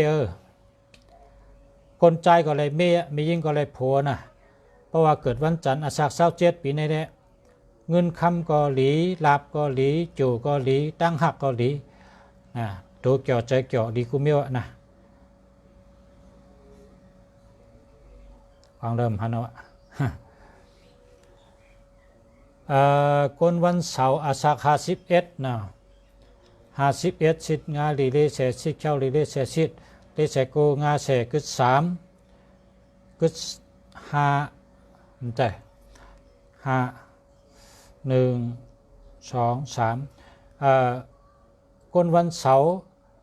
จะคนวันหังก็เหมือนกันเนี่ยจะคนวันเสาร์1 2 3นะอาศัก51นะคนวันเสาร์อาศัก51ปีแน่ชื่อทีนะที่3ตัวในปอกทีที่3ตัวเป็นขายอาหารด้วยละปอกที่3ตัวในปีนี้คนวันศุกร์อาศัก24 83 24ลูซ้อมต่อสักเจ้อะไรปีแน่ๆลาบก็มีอาศักก็มี818 8216 8324นะบดเอานะเมียกึดศูนย์แนวนะดูซ้อมต่อสักเจ้นะเอาข้าวเหนียวในมาปั่นเฮ็ดก่อน26ก่อนกระซื้อหมักจอกมากิโลปอกให้กีบ26กีบ แล้วก็น้ำก๊อกดูพระเป็นเจ้ากังในเจ้าหามองนะดูเจ้านะดูซ้ำตัวซักเจ้หรือวันเกิดเกิดวันศุกร์ก็หรือวันศุกร์กันนะดูเจ้าพอ12 มองก็จุนเนี่ยกัจุนไปตั้งโต๊ะให้เพราะกัจุนซ้ำตัวในรัฐว่าก็เป็นมงเป็นแมงเป็นนกเป็นหนูเป็นไก่เป็นไหนเป็นจอนมากินฮักอะไรก็สูงหน้าวันนี้นะโอเคแล้วจมนำข้าพเจ้า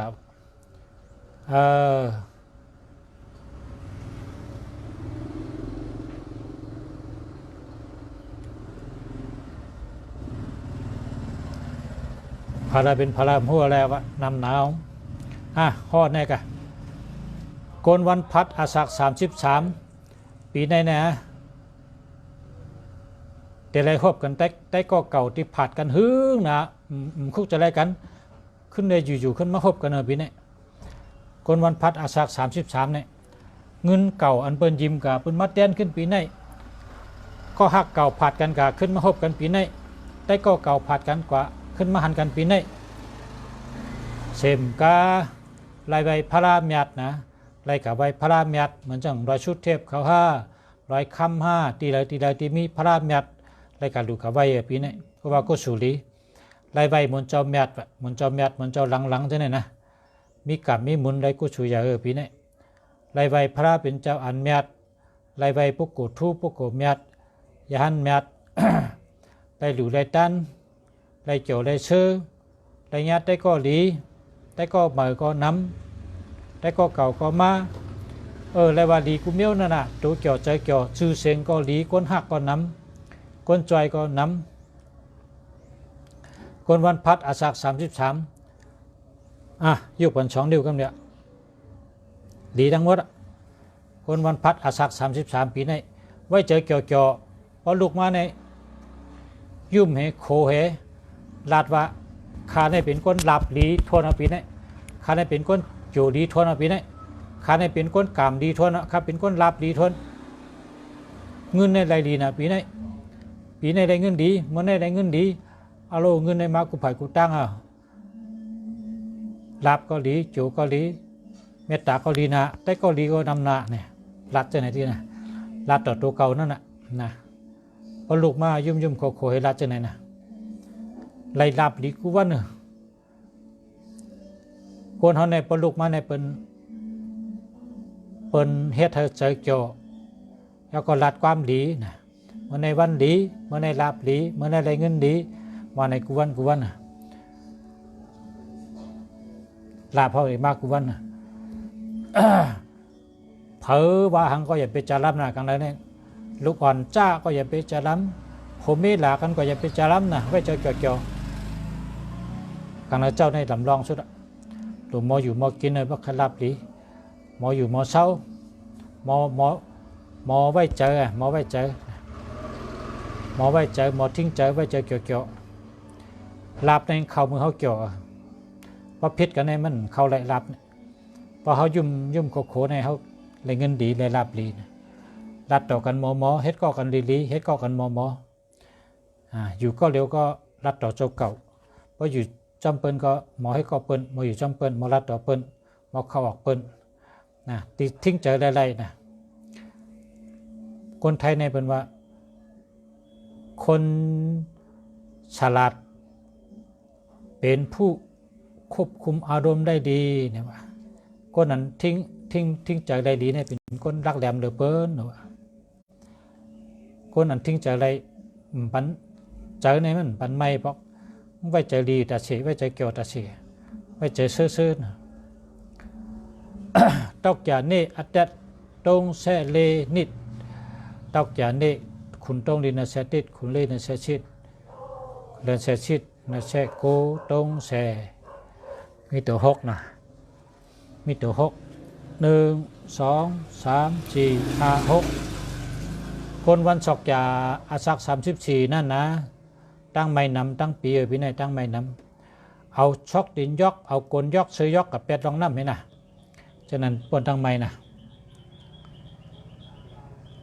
กลวันศุกร์อาศัก32วะ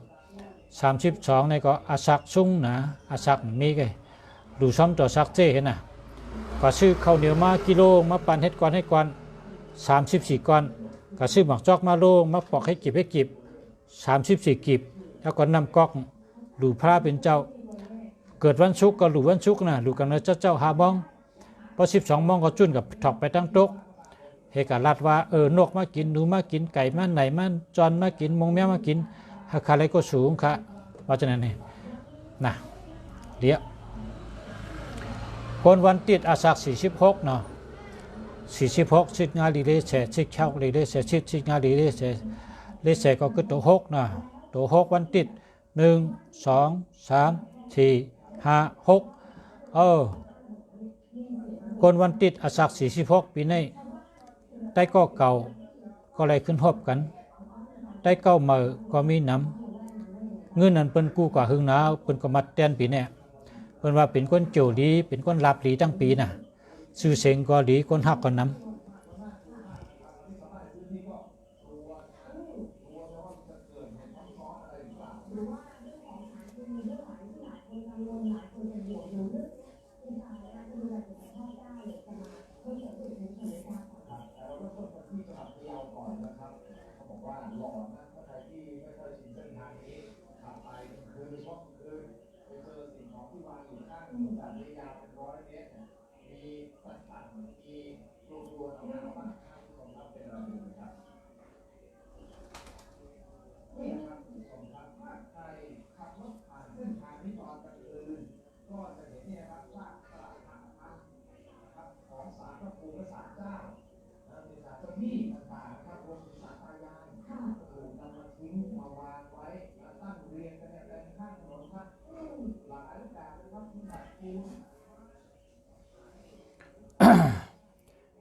วันแองกาอาสัก39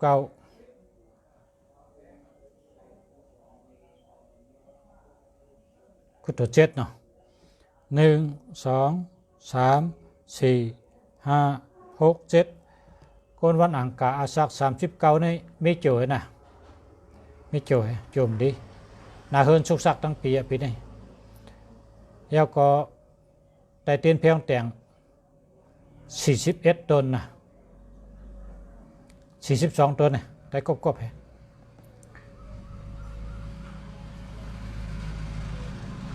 กัดได้ดูพระหลวงพระอันสูงใหญ่เลยก้นเท่านั้น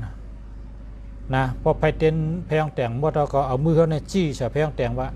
ตั้งไม้กูเมียวปัญหากูเมียวลองสุกสักใจกูเมียวลองสุกใจลองไม่ใจกูเมียวเนี่ยหึงหายกะ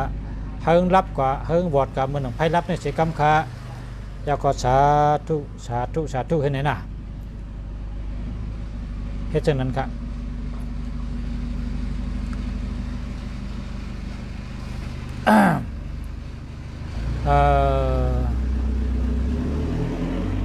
โกนลูกวันเสาร์อาสัก35เนาะสิทธิ์เลลีตรงเซนนิดคือ3 1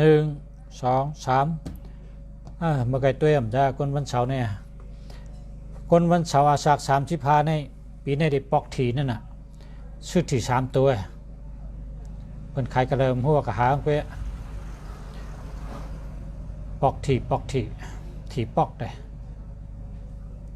หาในตัวรู้ตัวจะเนี่ย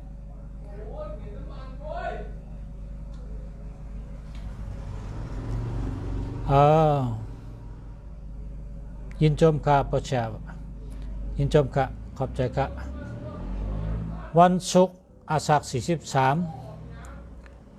1 2 3คนวันศุกร์อาสัก43ปีนี้นะ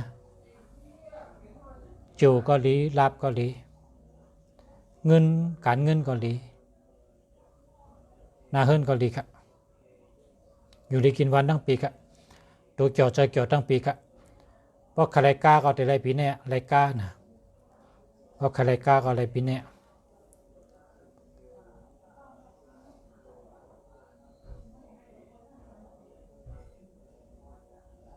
คนวันตะนังลาอาสัก30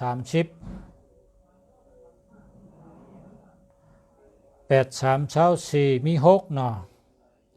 1 2 3 4 5 6คนวันตะนังลาปีนี้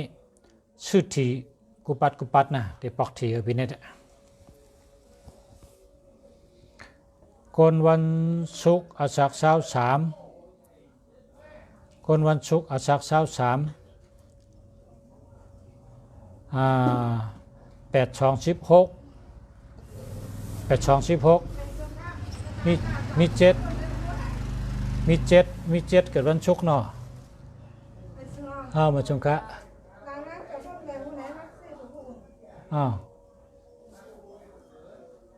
มี7เกิดวันศุกร์ค่ะเกิดวันศุกร์1 2 3 4 5 6 7ลีวค่ะคนเกิดวันศุกร์อาสัก23ปีในเกี่ยวลีค่ะตัวเกี่ยวใจเกี่ยวทั้งปีเกี่ยวก็ลีรับก็ลีค่ะ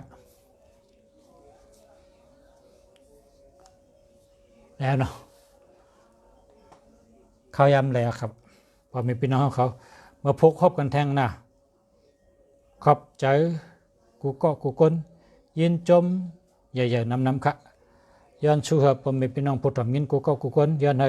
อยู่ดีกินหวานก็เจนเชื่อสะขึ้นอย่ามาชงอยู่ดีมีเงินห่างดีเกือกปืนกูก็กูคนใช้กำขาขอให้มักมีกันกูก็กูคนขอให้เป็นสัตว์เทหลงกูก็กูคนค่ะย้อนให้เป็นสัตว์เทหลงย้อนให้มักให้มีย้อนให้กุศลีย้อนให้ลาบลีจูลีอยู่ดีกินวันเพกังหยันกังให้มีตัวแคมจะจะแคมจะกันกูก็กูคนย้อนให้การเงินดีการงานดีกูก็กูคนค่ะมาสุงค่ะ